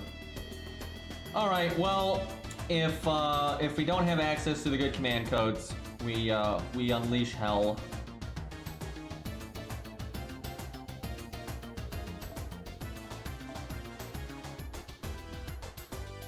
Could do double Herc though, but we'll do this. Let's see if Quetz can handle it. Let me see though. What does this account have command code wise? Because even for Herc, if you can get rid of the defense buff, you want to. Also, let's look at what we can buy over here. It's been a while since I've kept up with this account. Okay, that's the anti-charm, stun, card seal, all that nonsense. Flat damage 1. Million BB copies there. Star Absorb 1. They need tabs. Why are there not tabs? Like you got command codes, CEs, mystic codes, trial quests. Like it's not like look at all this dead space. Why not have tabs up there? Like why not? What's okay? This one's anti-defense. Only 300 mana prisms, so even if I already have it, might as well grab it. There's the curse damage one. Oh, that's good. That means our salami sandwich on the co-op account can have the curse command code, and that's very powerful on her. That's really good.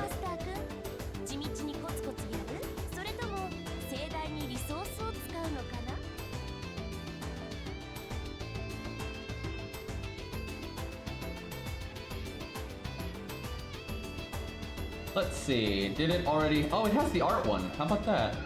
What event was that from? I'm surprised that it has that one. Oh, the new one must be in my mailbox. Everything gotta be complicated over here.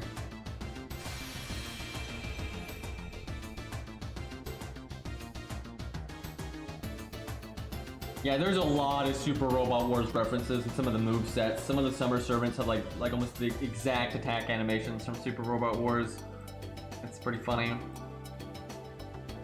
I will say summer is a good time to do stuff like that, right? Because they're already kind of fourth wall breaking shenanigans.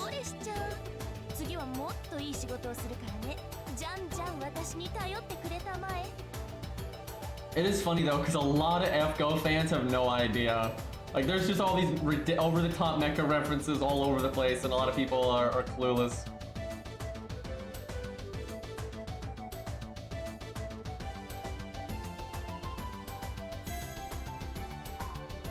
This was the only fight with Quetz. Yeah, I couldn't remember, but I just remember whatever, there was like a big fight, and I remember back in the day it was actually pretty tough for Ku to solo it, but he did it. But that explains why it was kind of tough there. I think that was Ku before Ku had either of his buffs. Although he might have had his sure hit buff.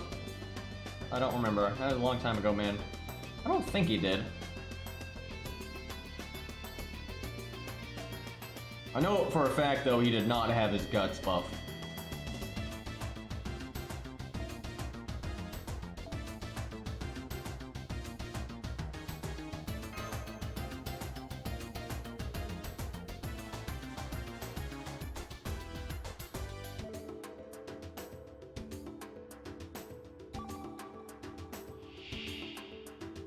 A bloody chicken, though.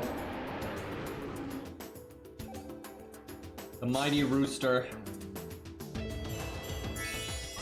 The damage resist gets removed, I'm pretty sure, as a gimmick. Yeah. Alright, well, we can already remove her buffs, so...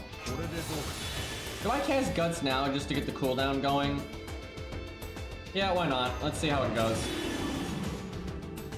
And maybe do the evade right after? I don't know. Then you don't get a lot of Guts from the other one, though. Herc is kind of wonky like that now. It's kind of hard to say. Like, it depends on if you need the damage or not. If you don't need the damage, then you want to evade first and prioritize, like, long-term survival. But if you actually need the damage, then I think it is better to have Guts start going off right away.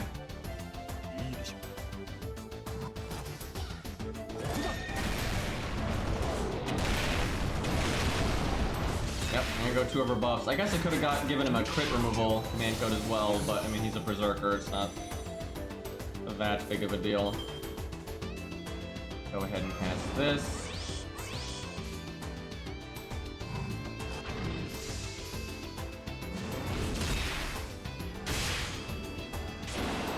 Imagine if that hit crit.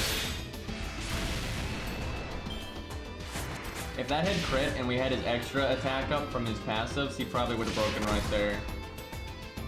Which is pretty absurd.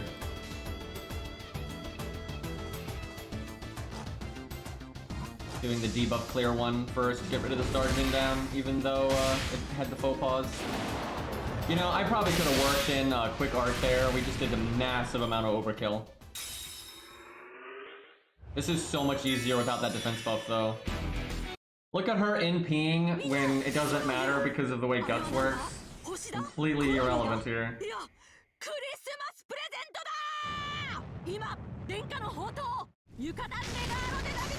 I really do think that's a Gundam reference. Like, even the way the explosion looks and stuff, like, it just... that in the camera angle is like the classic column he dropped there. Do I evade? You know what? Let's not. We kill.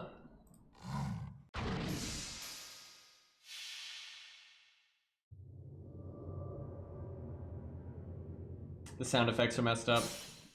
Feels bad. I want NP2 Herc so bad. Seeing that one strike through 800 damage is just... it's not great. Dancing after you.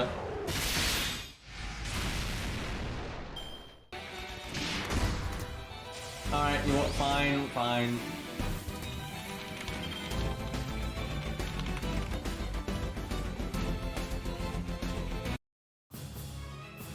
It's just, the stage isn't even worthy of him, to be honest. Like, we're not getting pushed, like, on value at all.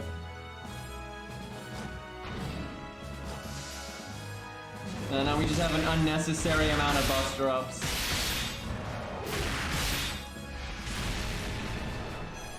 Come on, give me another one. I like how I haven't even used my evade because I just want buster up. Alright, you know what? I can do this again! That is so dumb, and I get another buster up right there. Oh my god. I think this chicken is toast. We have attack up and triple buster up. Why did he get 54k, 30k, 37k? And I don't even want to know on that extra attack. Yeah, that is a dead bird. See, that's what that bird just experienced is what everything feels like when you try to use Cersei. Nice pig, by the way. Even if he insta-deathed us, we had guts, so wouldn't have done anything. Good use of that Ilya emote. Can we do the side thing yet? No. Not quite sure how they do that. Alright, probably have to do the new free quests. Which is, what, this one? Actually, we've only got the mission for Cleopatra, although it might be the only one we really need. I think we'll wrap up there, though. It's been 3.5 hours. I just realized that was quite the stream there. I'm trying to think. Probably no bonus stream today because I want to make some kind of video for something, right? I'll probably do like Canis versus Faker or whatever, just so I can like make something, and that'll take a minute. But we'll do Dark Souls tomorrow. I do apologize. I like streaming Dark Souls, and I've actually got some viewers now that only watch me for Dark Souls, so I gotta make sure I keep them happy. But I do want to make an FGO video, so maybe if the FGO video goes very smoothly and I just like everything happens and my editing program doesn't make any problems and it's all happy dandy, maybe we sneak in a quick bonus Dark Souls stream later, but that'd be kind of late if I did it. But we'll see. Don't hold your breath. Don't stay up late on my account here. But yeah, thank you for hanging out, everybody. I really appreciate it. Let's see if there's someone we can raid real quick here. And we'll definitely do more case files tomorrow because this event is actually fun. Imagine that. And it's got some new content. Alright, we have like nobody streaming FGO right now. What the fuck? Okay, hold on. Oh, here we got Codroth. I don't know how I didn't see him there. Yeah, we'll raid him. Alright, boys. Go get him. I'm out of here. And I will see you guys tomorrow.